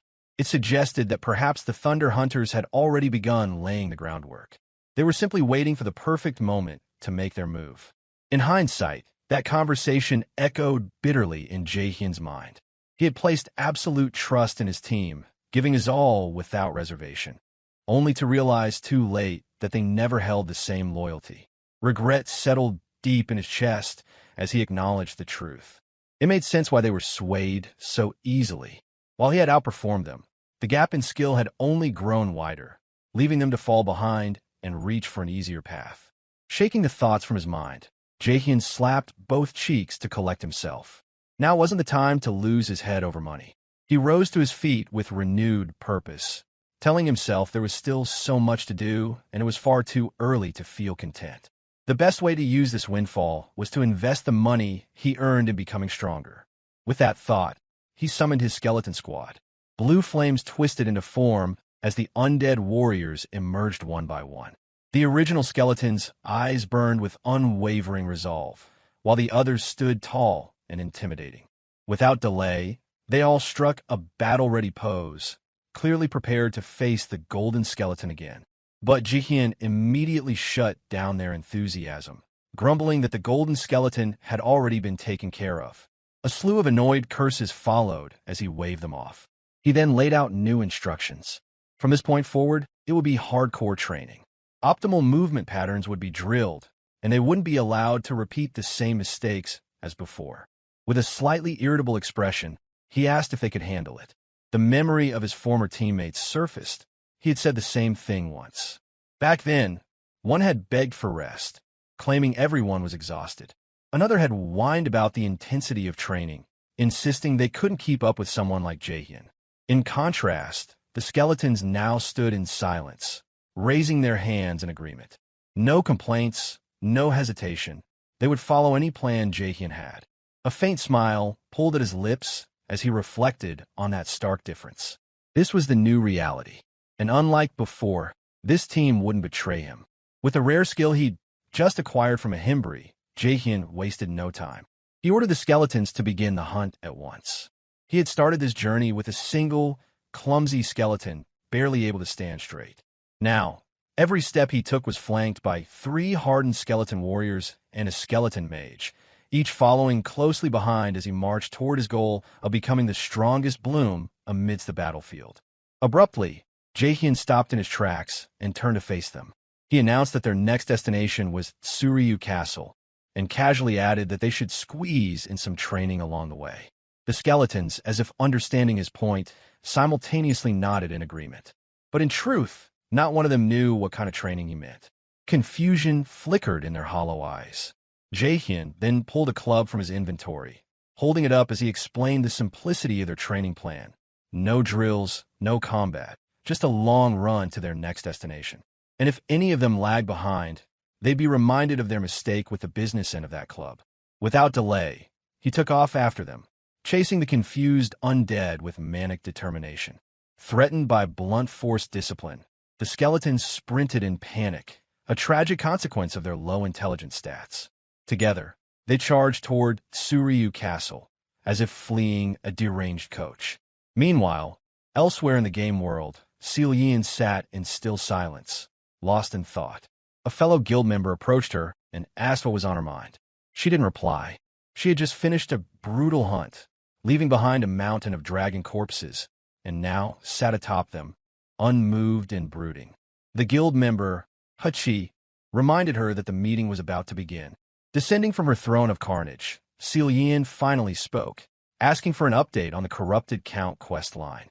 Hachi reported that nothing new had been uncovered. They still hadn't found a way to trigger the next phase of the quest. He reported no progress in the quest, and the trail had gone cold. A trace of irritation surfaced in Jaehyeon's expression as she muttered how absurd it was that the Hydra Guild was currently ahead of them in the main quest. The thought was humiliating for her. Hachi attempted to reassure her. He mentioned the upcoming meeting with the leaders of the top 30 guilds, assuming that some new information would emerge. But Jaehyeon dismissed the idea immediately. No gathering of overconfident elites was going to solve anything. Half joking, Hachi called her cold and reminded her to be careful. After all, Jaehyeon wasn't just part of the top 30 guilds. She led the very best among them. And if even she couldn't find the way forward in the main quest, she doubted anyone else had either. After acquiring a substantial fortune, Jaehyeon momentarily struggled against the pull of indulgence. Fortunately, restraint prevailed, and he chose a different path. The shift was largely due to the invitation from the Thunder Hunters Guild, which had triggered memories of betrayal in his past life. Memories that still lingered from the life he lived before his untimely death and subsequent regression. From that moment, he committed himself to the path of a relentless predator, pouring every fraction of money he earned back into the game. The first task was to repay all outstanding debt, including the interest, entirely in cash. The loan shark who had originally provided the funds sat speechless, unable to believe that Jaehyeon could clear such a massive loan in a single sum. Next, Jaehyeon invested in an array of rare skill books, specifically chosen to bolster the weaknesses in his offensive capabilities. For a fleeting moment, pride welled within him. He had earned this money through effort and managed to reclaim control over his life. But when reality took hold, a sense of despair followed. His bank account was empty. Every last coin had been funneled into preparation. The tears that followed were not from regret, but from the weight of sacrifice. Nearby, the skeletons he had summoned stood bewildered, unsure of why their master alternated between satisfaction and sorrow. Even after some time had passed, the sting of having spent everything remained sharp. Yet as the rare skill books floated before him, he set aside the pain. The moment of transformation had arrived. He placed his hand on the first book. A surge of light flared outward, followed by a notification confirming he had acquired a new skill, skin stitching. This passive ability fortified his skin using monster parts, providing a boost to his defense. To test it, he summoned the horn of a skeleton warrior and activated the skill, and his defense stats climbed by 5. He observed the changes intently, lifting his hand and watching faint glimmers flicker across his skin. Intent on examining its effects personally, he drew his sword from his inventory. With no hesitation, he brought the blade down on his own hand. The skeletons watched in shock as their master committed what appeared to be self-harm. Yet, Jaehyeon only smirked, displaying his unharmed arm with pride. Emboldened, he moved on to the next book. Another pulse of light was accompanied by a notification. The curse of sloth had been acquired. This active skill would allow him to impose a slowing curse upon his target. Upon reviewing the skill's description, he considered how well it would complement the already sluggish movements of his skeletal allies. Turning toward the original summoned skeleton, he lifted his hand with a peculiar gesture. The skeleton appeared confused, unable to grasp its master's intentions. He cast the spell. Instantly, the skeleton's motions slowed as if caught in thick syrup. Pleased, Jaehyeon reflected on its potential utility in future combat scenarios. Only one book remained. Repeating the activation process, he placed his hand upon it. A final burst of light signaled the acquisition of the summoned skill. A grin tugged at his lips. Of all the skills, this one had been the most difficult to obtain. He initiated the spell to test it, musing internally that this was the power he had most longed for. As he cast it, the ground quivered briefly before the force surged upward. The tremor fractured into the air, coalescing into a new form. Anticipation surged as Jaehyeon whispered to himself that the task was finally complete. Before him stood a towering golem, its form 5 times taller than its summoner. A wave of satisfaction swept over him as he considered how fitting it was for a necromancer to command a golem. Its sheer bulk offered far greater reliability than most tanks in combat. More importantly, he was aware that this particular golem possessed a rare function: the ability to mirror its master's movements. A trail of light extended from his hand to the golems, forming a visual bond that confirmed their connection. This feature, called copy mode, allowed Jaehyeon's actions to be mimicked by the golem. The potential thrilled him. With his technique and the golem's immense size, the resulting synergy held limitless promise. To test this, he executed a punch, expecting the golem to replicate it. However, instead of a synchronized motion, the golem continued performing Jaehyeon's previous movement at an agonizingly slow pace. Nearby, the summoned skeletons exchanged anxious glances, concerned about their master's dismay. Frustrated, Jaehyeon tapped at his war watch in confusion, suspecting a malfunction. Panic stirred in his thoughts. A bug, perhaps? Something broken? Only when he raised his gaze did the golem complete the punch, precisely mirroring the action, but at its maximum slow speed. Realization struck. That sluggish pace was the best the golem could manage. The bitter truth prompted a hollow laugh from Jaehyeon, who muttered in defeat that nothing seemed to be going in his favor. Tears followed soon after, lamenting the addition of a slow golem to his now empty bank account. In the background, the golem mimicked his crying pose, adding a comedic undertone to the otherwise tragic scene. Elsewhere, far from Jaehyeon's comedic misfortunes, a serious discussion took place among elite players. At a discreet location chosen specifically for secrecy, top-ranking guild leaders gathered to deliberate over the main quest line. Nurgle, representing Guild Ares, opened the meeting with a formal thank you to those in attendance. Shev, also known as Matador Shev of the Red Bulls, laughed heartily, openly pleased to see familiar faces around the table. Burke, of the Guild Big Smile, showed little interest in pleasantries and focused solely on acquiring useful information. The Thunder Queen of the Thunder Hunters Guild remained silent throughout, offering no comment as the others exchanged remarks. Such a high-level gathering was rare. In Warlord, it was far more common for the top 30 guilds to clash over conflicting interests than to cooperate. Nurgle acknowledged this, stating that normally, there would be no cause for a meeting like this. However, he revealed that Guild Hydra had uncovered the identity of the corrupt Count and was organizing a final raid, scheduled to take place in 1 month. Shev expressed surprise, recognizing the magnitude of the revelation. According to him, no other guild had even come close to solving the mystery. If Hydra succeeded in executing the raid, the benefits would be immense. Unable to contain his frustration, Burke slammed the table. He warned that if Hydra defeated the corrupt Count, they would seize exclusive control over future main quests. The resulting monopolization would grant them dominance over advertisements, sponsors, and narrative content. With a sharp and commanding tone, Jaehyeon silenced the room. Her displeasure with Hydra's progress simmered beneath the surface. If any of the guild leaders were too frightened to act, she declared, then they should step aside and refrain from spoiling the atmosphere with defeatist talk. Burke responded with unmistakable hostility, summoning a spectral claw into his hand. The challenge in his stance was evident as he asked if Jaehyeon wished to settle the matter directly, then and there. Before tensions could escalate further, Shev stepped in, raising his voice to urge calm.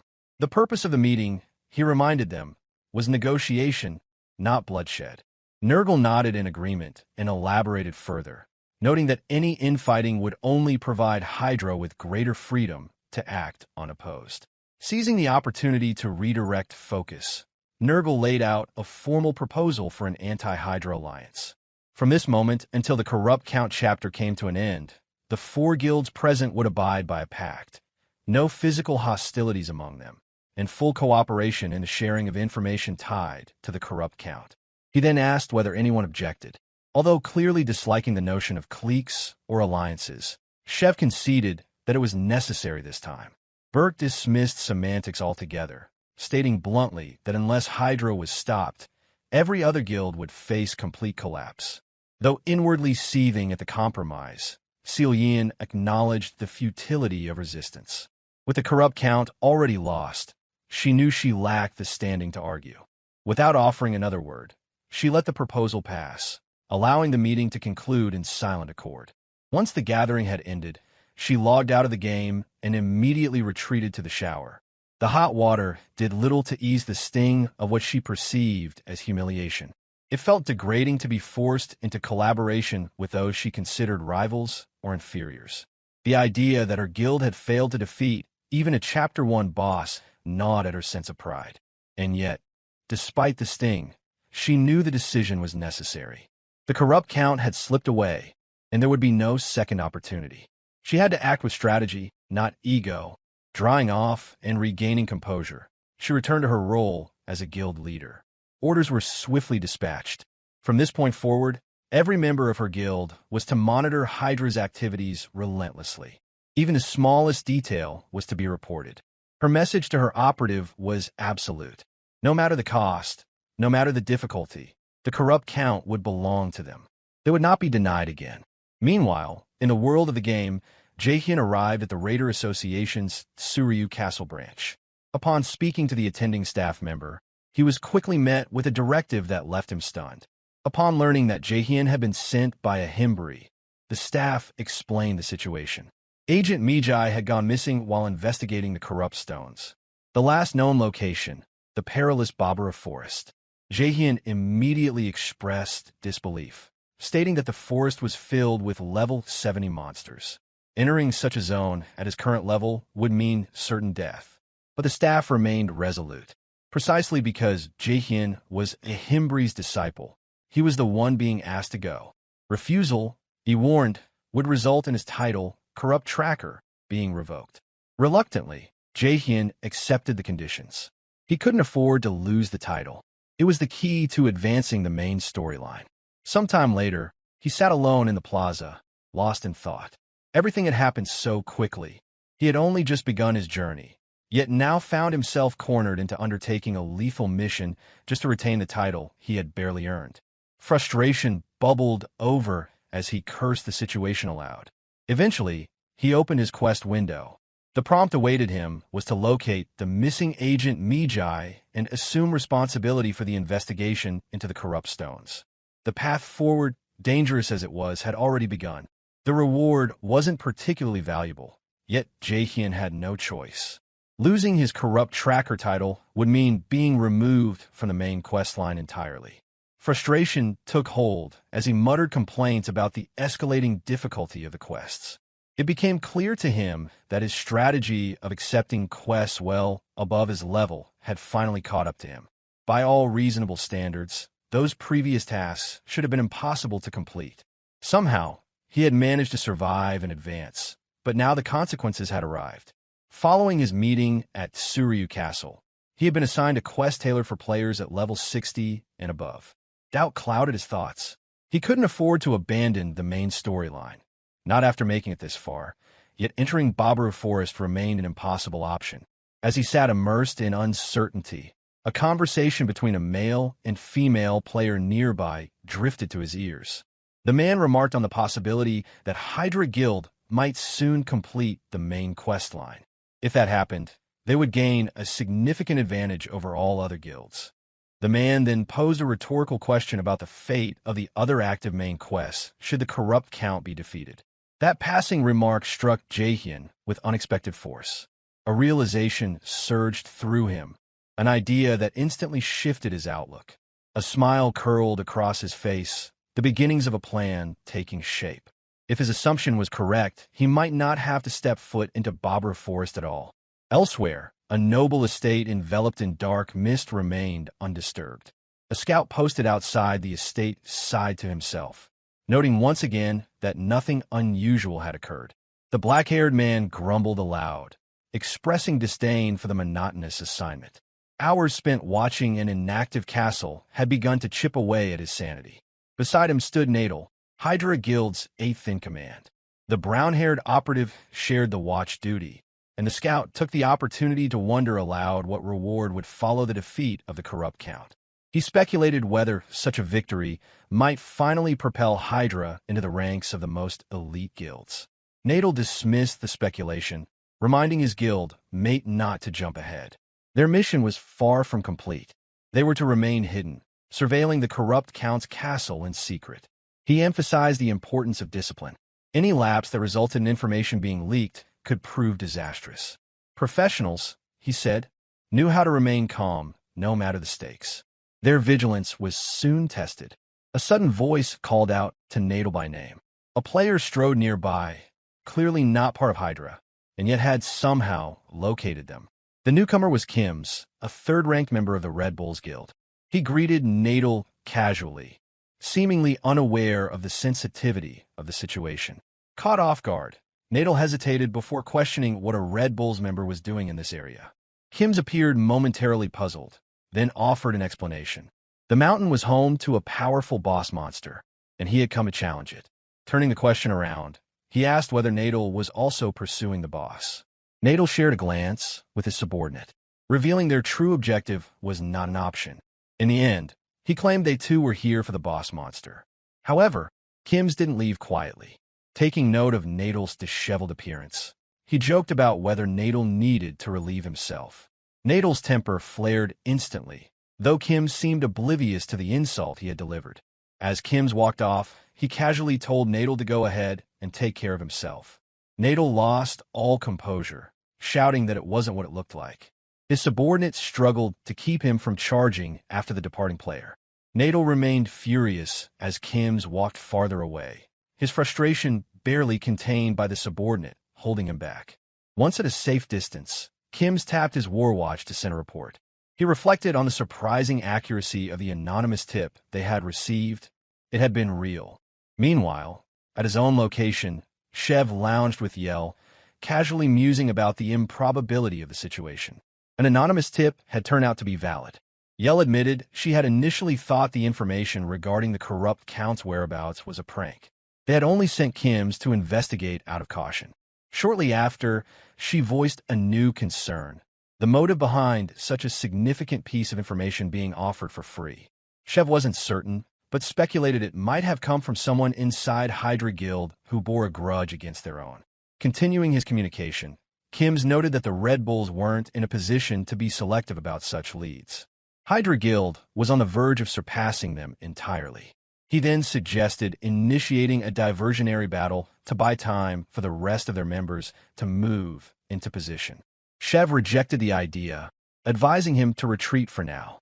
If that really was the corrupt Count's castle, then most of Hydra's top forces would be concentrated there. He emphasized that losing a key asset like Kim's at this stage would be too costly. Kim's acknowledged the reasoning with a joking tone, feigning flattery. He noted that it wasn't as if the Red Bulls would collapse without him, though he appreciated the sentiment. He remained unaware that a shadow was already closing in. A figure had leapt silently into the air, aiming an ambush at his position. An explosion shattered the ground as a blade struck, throwing dust and energy into the air. Back at their location, Shev and Yell leapt up, startled by the sudden blast. They struggled to get a clear view of the skirmish. Now pinned with a blade pressed to his neck, Kim's murmured with grim amusement that apparently the Red Bulls weren't the only ones who had received the information tip. He relayed to Shev that the Princess of the Thunder Hunters, whom he mockingly referred to as the Crazy Chihuahua, had also shown up. Standing before him with a bright and unwavering smile was Thunder Princess Jaehyeon. Without losing her cheer, she made her demand clear. He was to tell her everything he knew or die. Elsewhere in the game, Jaehyeon's golem faced a powerful wild bear. The creature attacked without pause, hammering at the slow-moving golem with sharp claws. Yet the golem remained solid, its posture locked in defense. It absorbed every blow without yielding. Suddenly, the golem's eyes lit up with an intense glow. In the brief pause that followed, it reared back to throw a punch. But its motion was glacial. The skeletons, observing from a distance, looked on as if they were watching a clumsy, sparring match. The bear regained its momentum and once again slammed its claws toward the golem, which reflexively raised its arm to defend itself, still not having completed the earlier punch. Perched high on a tree branch, Jaehyeon paid the clash little mind. His focus remained fixed on his internal calculations. Below, the skeletons munched on popcorn, treating the battle like a theatrical performance. Jaehyeon glanced at the search results he had been monitoring. There were no hits. Still, he felt confident. The emails he had sent containing the anonymous tips had reached their destinations. Responses, he believed, were simply a matter of time. Jaehyeon mulled over the situation and concluded that the only way to avoid entering Babaru Forest was to forcefully end the quest. He speculated that if the corrupt Count were defeated, the quest tied to him would vanish along with it. He recalled that the main quest line in Warlord was divided into multiple chapters. The one currently active was Chapter 1, centered around the corrupt Count. Once the target was eliminated, the chapter would close and all associated quests would be terminated automatically. This logic offered little comfort. Even if he attempted to confront the corrupt Count himself, the odds of victory within the given time limit were non-existent. Time would be far better spent beginning the next chapter, not risking his life in an impossible challenge. Driven by a sense of desperation, he had distributed the information about the corrupt Count's location to various guilds. He had hoped that someone, anyone, would defeat the boss and bring closure to the chapter. His growing frustration stemmed from the silence that followed. No replies came to his emails, and no action seemed to be taken. Just then, a notification alert grabbed his attention, snapping his focus to the screen. His gaze locked in as the message appeared. Hydra Guild's official channel had launched a live stream. At that exact moment, a loud crash echoed as his golem's arm detached and hit the ground. After enduring wave after wave of attacks from the relentless bear, the construct was far from peak condition. But the bear showed no intention of stopping. It charged forward, claws gleaming, targeting the golem's exposed head. In a blur of motion, Jaehyeon leapt from the tree where he had been perched and delivered a devastating punch to the bear. As his fist connected, he muttered for the creature to be quiet. Upon landing, he made it clear that he needed to watch the live stream. The sudden declaration brought silence to the chaotic surroundings. Soon after, Jaehyeon sat comfortably with his summoned creatures gathered around him. All of them focused their attention on the broadcast. The Hydra Guild's host greeted the viewers and outlined the plan. They intended to be the first to uncover the true identity of the corrupt Count, and a live stream would cover their preparations to conduct a raid. As anticipation mounted, the host prepared to announce the raid date.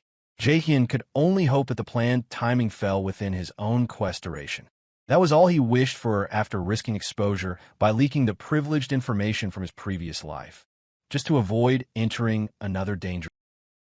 Relief washed over Jaehyeon the moment the host declared that the raid would commence in 3 days. Though the timing arrived sooner than expected, it fell neatly within his projections. For a brief moment, he maintained the appearance of calm precision, every movement deliberate as though molded by confidence. They moved according to his orchestration, unaware they were dancing to the rhythm of a single puppeteer. Internally, however, an elation stirred that he could no longer contain. A suppressed snicker escaped as satisfaction bloomed. Everything had unfolded exactly as calculated. By leaking a few carefully worded emails regarding the corrupted Count quest, he had manipulated the major guilds with surgical precision. When the public announcement passed, Jaehyeon quietly resumed training his summoned golem in a secluded forest clearing, where towering bears served as formidable sparring partners. Though made of stone and devoid of emotion, the golem moved with purpose under his command, while the skeletal minions, grotesque figures of bone, stood by, clattering in eerie excitement as they cheered the scene like spectators at a grim festival. Even as he observed the battlefield, his thoughts drifted to the upcoming raid. With only 3 days remaining, anxiety must have begun to fester within the ranks of the Hydra Guild. After all, he had leaked the same information to their rivals. Yet he remained unfazed. Having lived a life where the Hydra Guild rose to prominence, he knew their core well. Their advancement in the main quest line outpaced most factions, and their members possessed skill sets refined through countless battles. Jaehyeon speculated that once the main quest reached its conclusion, the burden tethered to his sub-quest would dissolve. In 3 days' time, freedom loomed, an end to obligations, a step into the life he truly desired. With hope and strategy hand in hand, he believed liberation was close at hand. Time moved with merciless speed, and the day of the raid arrived almost without warning. Driven by urgency and pressured by rival guilds closing in, Hydra Guild launched a premature assault against the first chapter boss, the corrupted Count. Their party struggled through the castle's defenses, barely scraping their way to the boss chamber. By the time they reached the final enemy, their forces were already depleted. One by one, their members fell, their final efforts broadcasted in real time for the world to witness. Not only had Hydra Guild failed spectacularly, but Jaehyeon's grand scheme had unraveled with them. The screen that once displayed his triumph now flickered with defeat. His chest tightened. Rarely had disappointment taken such a visceral hold of him. Watching one of the most capable guilds flounder in front of millions shattered his calculated worldview. In a fit of unfiltered frustration, his hand lashed out. His phone struck the floor with a sharp thud, the plastic casing cracking as rage filled the room. His voice thundered in disbelief. Fury surged as he questioned their lack of planning, their reckless timing, their audacity to fail so blatantly. How could a guild of their caliber collapse within an hour? What purpose had his intricate schemes served if the key player disintegrated on cue? Reality had revealed the folly in his overestimation. As silence settled over the room, thoughts shifted. With Hydra Guild proving unreliable, new paths had to be charted. An alternative was necessary, another means to escape the constraints of the binding subquest. A chime broke through the tension. A notification lit the screen informing that Red Bull's guild had initiated a live stream. Instinctively, Jaehyeon reached for the phone, eyes narrowing. It had to be Shev Matador. After all, he had leaked the same intelligence to Red Bulls. Their appearance at the Count's castle wasn't unexpected. It was inevitable. The camera feed came alive with a sweeping view of the corrupted Count's castle grounds. At its forefront stood Shev, unwavering, the battlefield reflecting in his eyes. The signs were unmistakable. The terrain was already restored. Clearly, Hydra Guild had perished here. Shev's moment had come. Unlike his predecessors, he had arrived with a strategy. Calmly, he turned to his comrades and questioned if they had witnessed what transpired. His tone was level but laced with purpose. Unlike the rushed spectacle of Hydra Guild, Red Bulls had prepared. Shev addressed his assembled guild with a measured tone, acknowledging that the corrupted Count was no ordinary opponent. The enemy had already overwhelmed the Hydra Guild, a force regarded with respect and fear. Beyond brute strength, their downfall had stemmed partly from a lack of preparation, insufficient backup supplies, and poorly timed responses. As Shev confessed the odds were against them, he accepted the daunting challenge ahead. Yet, despite the overwhelming danger, a powerful conviction charged his voice. He thrust his blade into the ground with solemn defiance, declaring that the Red Bulls Guild would rise to the challenge. Hydra might have been strong, but in his eyes, Red Bulls were stronger. The field erupted in unified war cries, their collective roars swelling with adrenaline. These warriors were not fledgling adventurers. They were elite veterans, hardened by experience and driven by ambition. With the prize looming before them, no obstacle would deter their charge. Elsewhere, Jaehyeon sat glued to the stream, tracking every moment through his phone. The raid's start felt imminent, and the intensity in the air gripped him tightly. Although he recognized the strength of Red Bulls, he couldn't shake the belief that even they lacked the means to bring down the corrupted Count. But then, as Shev spoke once more, something shifted. With a tone both bold and theatrical, Shev introduced a crucial development, a surprise alliance that made Jaehyeon's fingers tense around his phone. A glimmer of rage crept across his expression, followed by a subtle twist of disbelief. The name that followed was unexpected: Thunder Hunters. Taking center stage, the camera panned to the woman approaching with steady steps, flanked by her loyal elites. The guild members parted instinctively to make way for their master. She moved like lightning incarnate, and with each step came the quiet thunder of awe. The Thunder Queen, Shuru, known formally as Jaehyeon, had arrived. Jaehyeon blinked, stunned. Of all possibilities, this alliance had not crossed his mind. He had purposely withheld the leaked intel from Jaehyeon, ensuring that Thunder Hunters remained out of the raid's politics. Whatever deals or negotiations transpired between the upper echelons of the top guilds, he had not foreseen this outcome. Yet, here she was, commanding presence, a storm given form, marching along with the Red Bull's banner. The memory shifted to the night before the raid. Red Bulls had encamped just outside the estate. The crackle of firewood echoed beneath a starry sky as Shev sat across from Jaehyeon, the fire's glow reflecting off his armor. Her unexpected request for a private audience still puzzled him.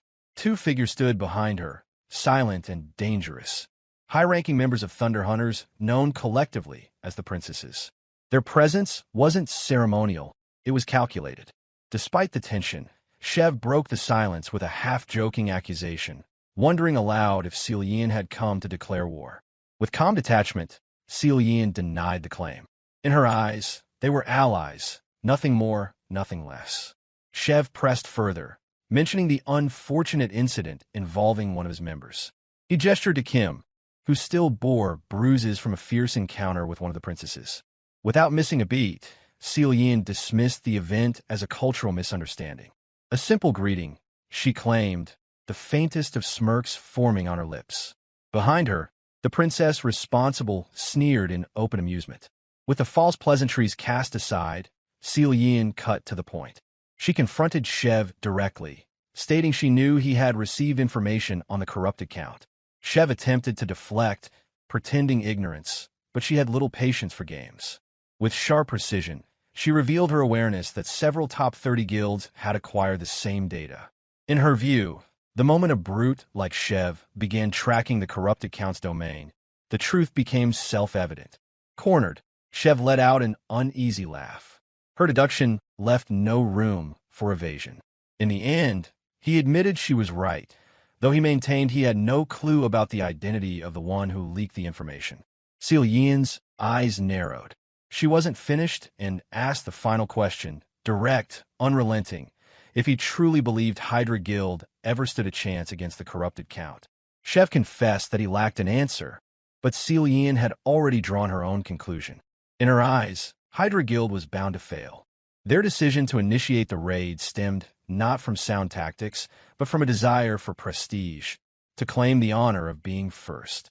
Yet, as she pointed out, the corrupted Count served as the inaugural boss of the main quest, and that alone ensured it would be no easy feat strategically, Allowing other guilds to challenge the raid first and collecting the resulting data would have been the wiser path.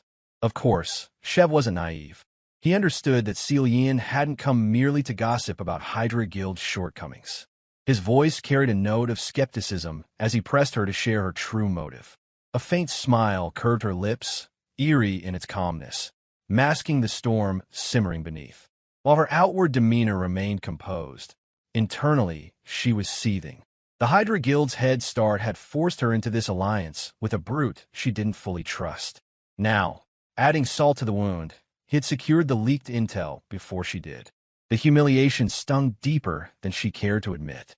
Then, without warning, the table shook as she drove her sword into it. Her fury pierced the quiet night. Shev remained unflinching, his face a mask of amusement, while Kim tensed nearby, ready to intervene. A raised hand from Shev held him back. Her fingers tightened on the embedded blade as she spoke, offering an alliance for the corrupted Count raid. She didn't mince words. With an unsettling smile, she declared her intent to deliver the first kill into Shev's hands.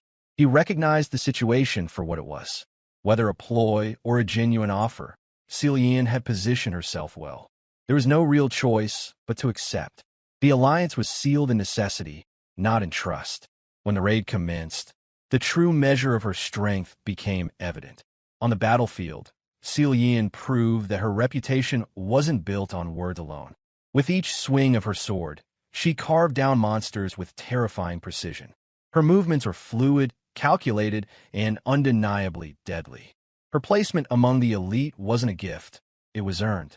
Yet the corrupted Count was a foe of a different caliber.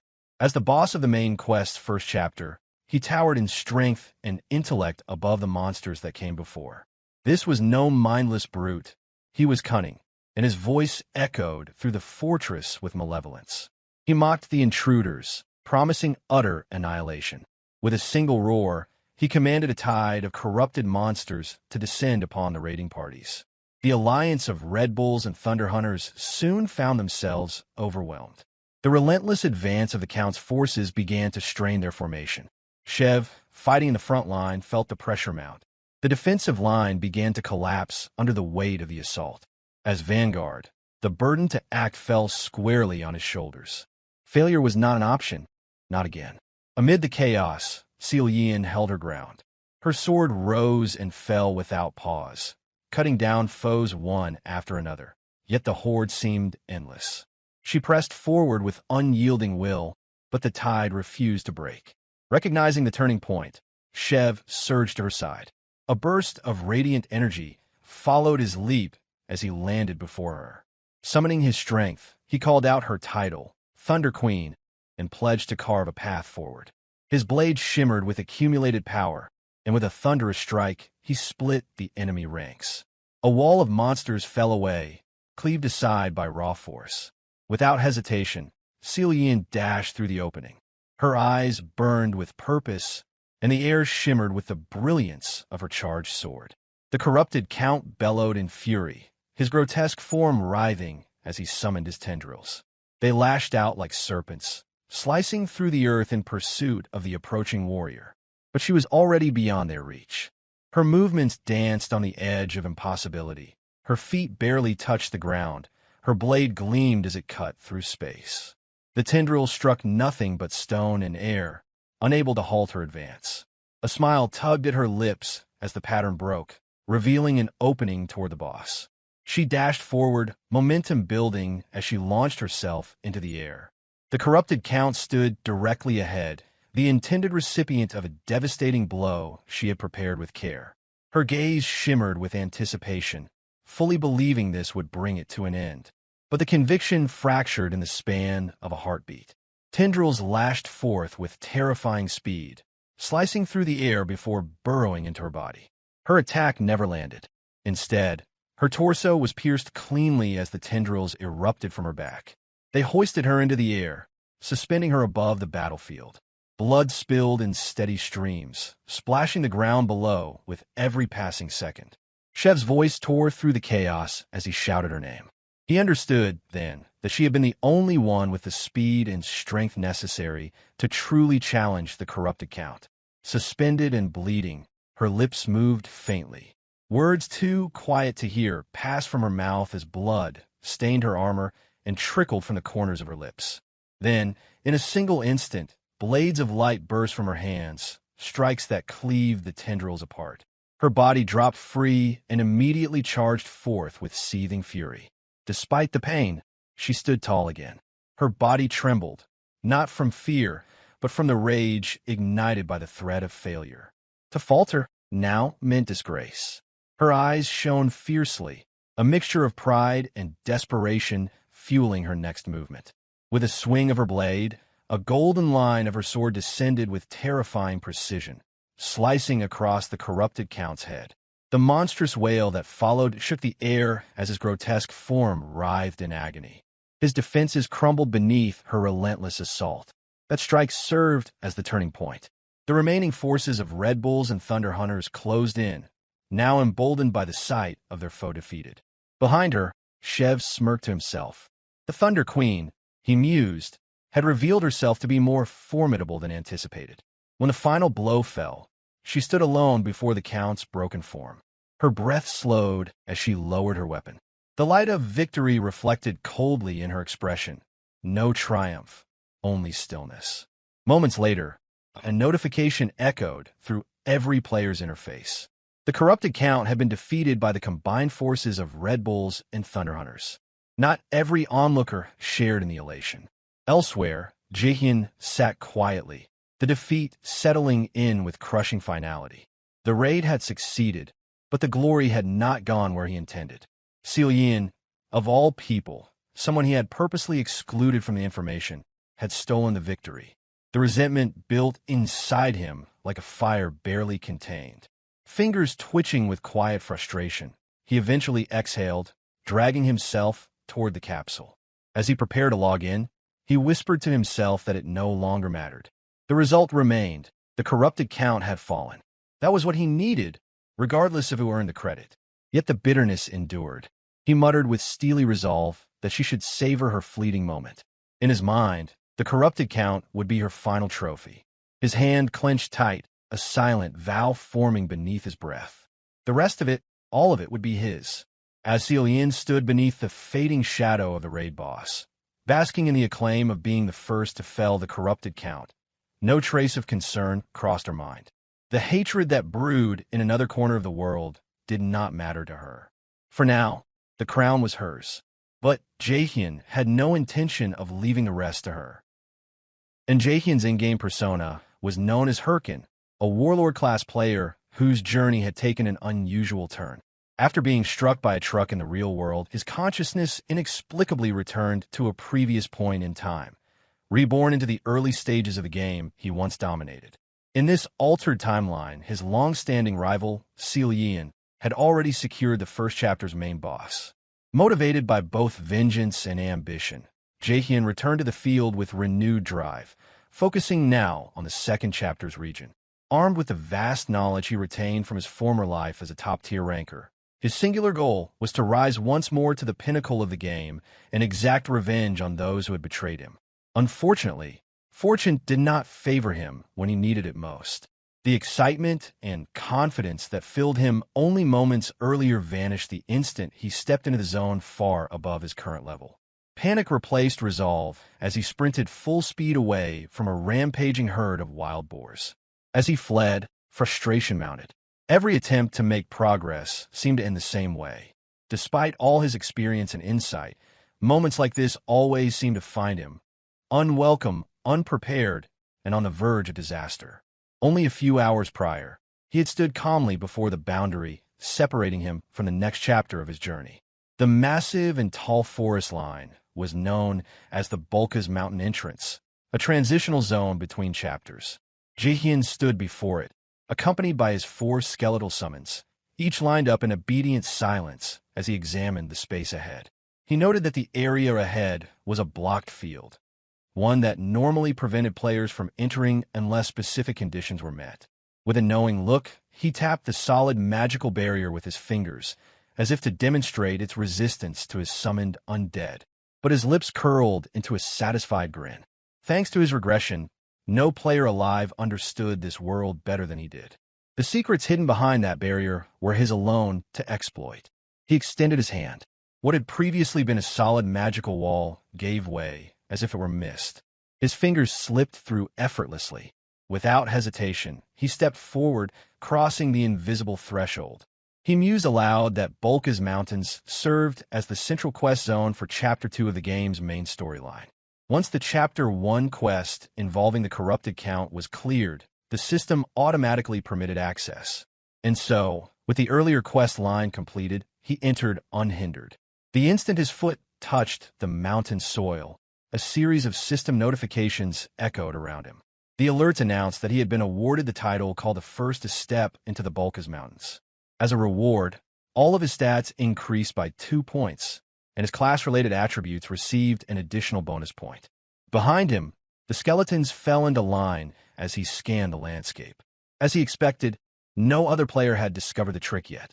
No one else had dared to press through the invisible field. He gave a curt nod and instructed his undead minions to move ahead. With confidence surging through his veins, he stepped forward. This was the beginning of a new ascent, a moment he believed would mark his dominance over the coming content. But reality reared its head in an instant. Before his second step could land, the surroundings erupted with movement. The monsters inhabiting the area, previously hidden in the underbrush, began closing in. All around him, a swarm of beasts emerged, each one now fixed on him. They were wild boars, feral creatures with a reputation for aggression. At level 60, they far exceeded the difficulty Jaehyeon could reasonably handle. Worse, they moved in packs and attacked without provocation. Jaehyeon's avatar, Hyrkan, stood at level 41. Even with the assistance of his skeletons, he would have struggled to defeat a single boar. Against an entire herd, survival was not an option. It was a desperate scramble to avoid annihilation. Time seemed to stretch infinitely. The creatures huffed and snorted in unison, preparing to charge. Each breath from the herd felt like a prelude to doom. For Jaehyeon, the moment stretched unnaturally long, as if the entire world paused to give him a glimpse of what was to come. His thoughts blurred. Regrets, flashes of his past, and the absurdity of the situation all swirled in his mind. Once again, after doing everything right, he found himself on the edge of collapse. And so the chase began. The wild boars tore through the terrain with terrifying speed, closing in with deadly precision. Jaehyeon darted through the trees, dodging fallen logs and jagged rocks, cursing fate as he ran. The mountain, his supposed new chapter, had welcomed him with bloodthirsty hostility. In that mad dash for survival, he couldn't help but wonder why. Why did such cruel luck always seem to greet him at the doorstep of progress? Deep down, Jaehyeon considered the likelihood that others had already figured out the barrier to the Bulka's Mountains was no longer sealed. Time was no longer a luxury he could afford. Though the odds were against him, if he truly intended to climb to the top once again, then action. Any action was better than hesitation.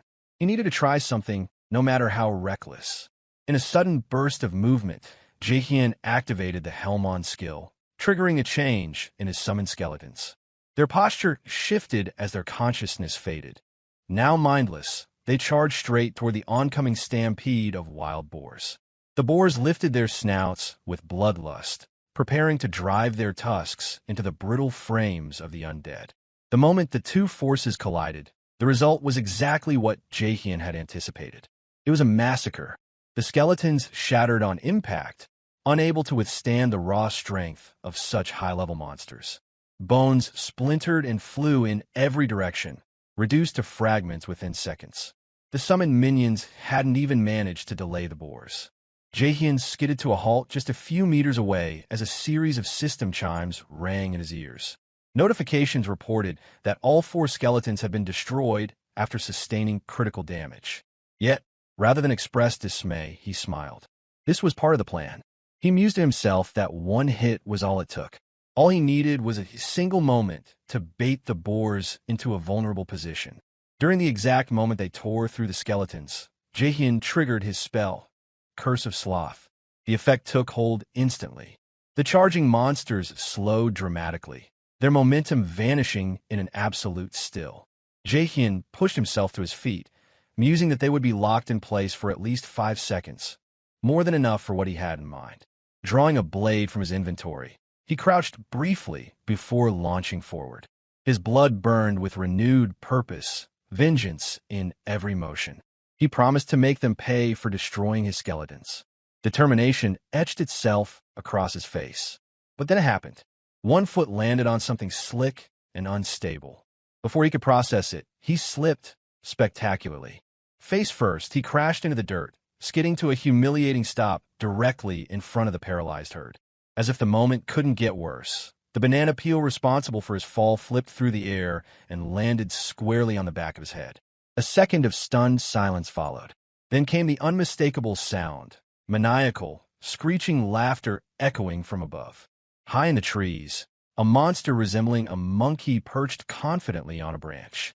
Clad in crude armor and wielding a weapon too large for its frame, it laughed with glee.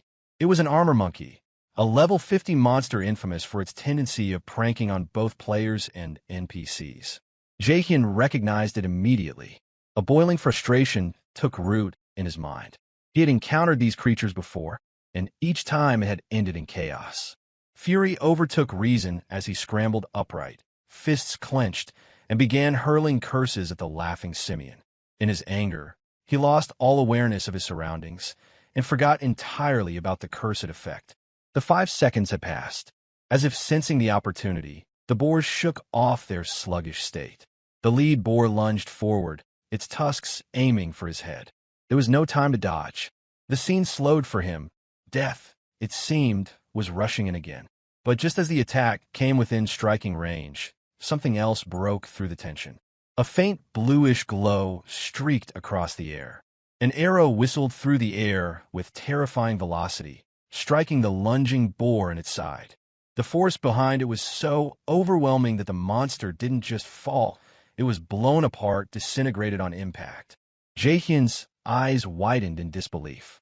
No player should have been able to reach this region yet. Not at this level, and certainly not one capable of firing such a powerful shot. On top of tree branch, veiled beneath the foliage, a figure stood balanced on a high branch, bow drawn and quiver still loaded. Without pause, the mysterious stranger loosed another arrow. It sliced through the air, finding its mark with surgical precision. Volley after volley followed. The relentless momentum of the wild boars collapsed under the unrelenting hail of arrows. Each shot fired from the unseen figure above the trees brought down a single monster, as though the archer's power had been crafted for absolute precision and destruction. Not a single wasted motion, not a single wasted arrow. Jaehyeon stood rooted in place, a mix of disbelief and admiration settling over him. Jaehyeon stood rooted in place, a mix of disbelief and admiration settling over him. At this point in the game, there should have been no one capable of such a feat. A level 60 monsters were no trivial threat, certainly not to be felled with a single projectile. And yet, this person had done just that, repeatedly. As the final arrow struck true, the remaining monsters fell silent, their forms disappearing into particles. The archer descended from the treetop, landing with practiced ease. Jaehyeon turned, curious and cautious, as the figure stepped out from the shadows. It was an old man. No player, just an NPC. A patrol unit, most likely wandering the mountain zone. Somehow, fate had brought this character to Jaehyeon at the exact moment he needed help the most. For the first time in a while, it seemed fortune had smiled on him. Elsewhere, far from the forest, Tsuryu Castle buzzed with life. Since the defeat of the corrupted count, the region had grown even busier. Players gathered in greater numbers, hunting for quests, sharing rumors, and assessing their competition. Within the central plaza, 2 players turned their attention to an imposing figure in the crowd. Standing in full view was a knight adorned in the unmistakable Mamba armor set, an extremely rare and expensive equipment ensemble, one only high-ranking players could afford. One of the players wondered aloud if the knight was a ranker, though neither could place him. The knight, however, did not idle. He spoke in a hushed voice to a contact in the shadows, a guild operative named Michelle. Hidden beneath the shade of an alley, she reported quietly that there had been no progress in tracking the identity of the individual who leaked the corrupted count's true name. None of the guilds, she added, had any idea who was behind the sudden spread of such vital information. It made sense, she admitted, considering that this mysterious person had knowledge about a secret so heavily concealed that even the largest guilds in the game had failed to uncover it. Whoever they were, they had not only obtained the information, but distributed it freely. A ghost among thousands. Shifting the conversation, the knight asked about a player known by the alias How Mask. Michelle responded that the only content available tied to that name was a collection of hunting videos featuring giant bears, mundane uploads with no apparent connection to any in-game character. This further deepened the knight's frustration. Rage coiled beneath his expression as Michelle suggested that there was no way a new player, one barely beginning the main quest line, could possibly be involved in orchestrating something so elaborate. Without answering directly, the knight turned to leave. Michelle called after him, asking where he intended to go next. He replied curtly that he had joined the Sweepers Guild for their next helper assignment. Michelle only shook her head, remarking that it would be another stretch of busy work. He acknowledged this with a nod, but told her to stay focused on locating the mystery player. That task, above all, remained the priority. The knight walked off, seething with silent rage. Plans he had carefully laid were now in shambles, thrown into chaos by a single anonymous act. He did not yet know the identity of the one who had ruined everything, but he vowed that, when he found them, he would make them pay. Back in the forest, Jaehyeon had been led to a secluded cabin nestled deep among the trees. For reasons he couldn't explain, the area felt safe. No monsters roamed nearby. Even the ambient pressure of danger that hung throughout the Bolkas Mountains seemed absent here. Inside the wooden home, Jaehyeon answered with enthusiasm when asked if he was a Himbree's disciple. His voice rang with pride as he nodded, unable to conceal the grin on his face. This encounter, unexpected and unbelievably fortunate, could change everything. The man before him was no ordinary NPC. It was Mawoon, the central figure of Chapter 2's main quest line. The very NPC Jaehyeon had dreamed of meeting at this stage. Mawoon handed him a warm cup of something herbal and steaming.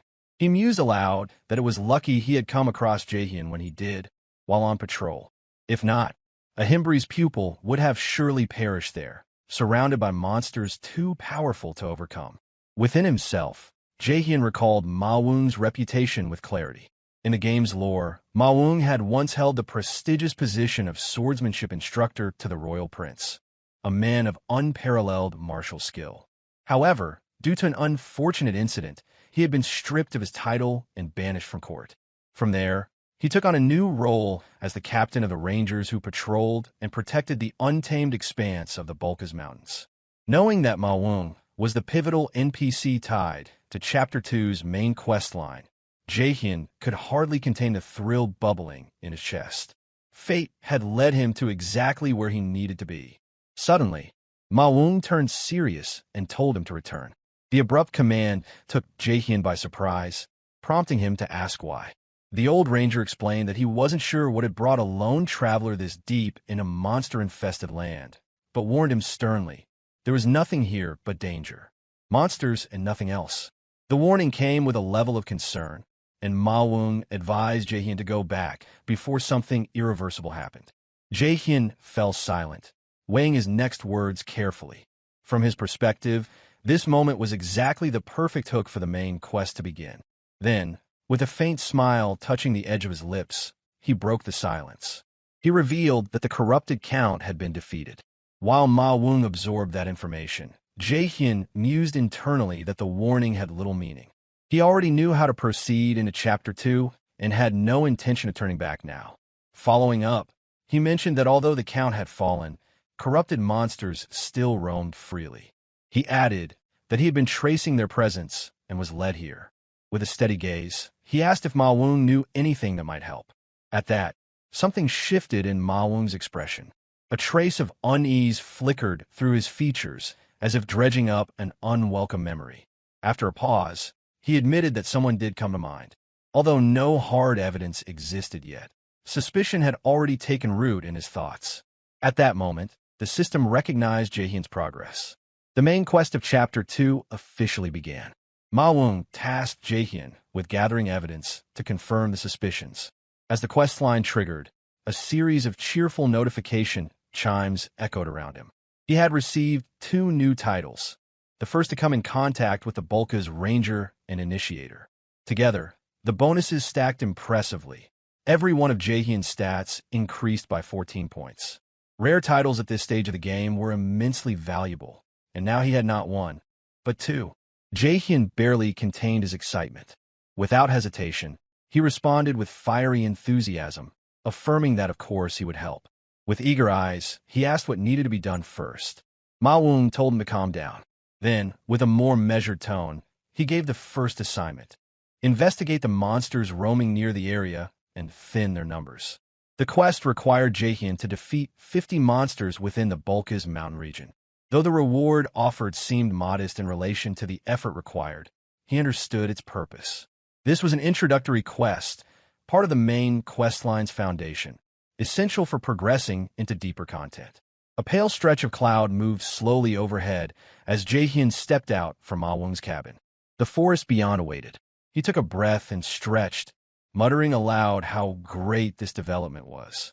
The quest aligned perfectly with his immediate goal, leveling up his character. Slaying monsters would bring experience, and experience meant strength. Yet reality soon tempered his excitement. He reminded himself that hunting the higher-level creatures, like the wild boars or the terrifying bear warriors, was still out of reach. They were far above his current capability. At least for now, he would need to focus on easier targets first. That's when an idea struck. The incident from earlier returned to mind. The wild boar ambush, the humiliating slip, and the source of that misfortune. The armor monkey. It was that level 50 prankster monster that had flung a banana peel into his path and nearly cost him his life. The armor monkeys would be his first targets. With clenched fists and narrowed eyes, he made his way into the underbrush, determined to purge every last one of those laughing fiends from a mountain. If anything was going to serve as a stepping stone in a Chapter 2, it would be the creatures that had dared to make a fool out of him. This was no longer just about leveling. It was personal.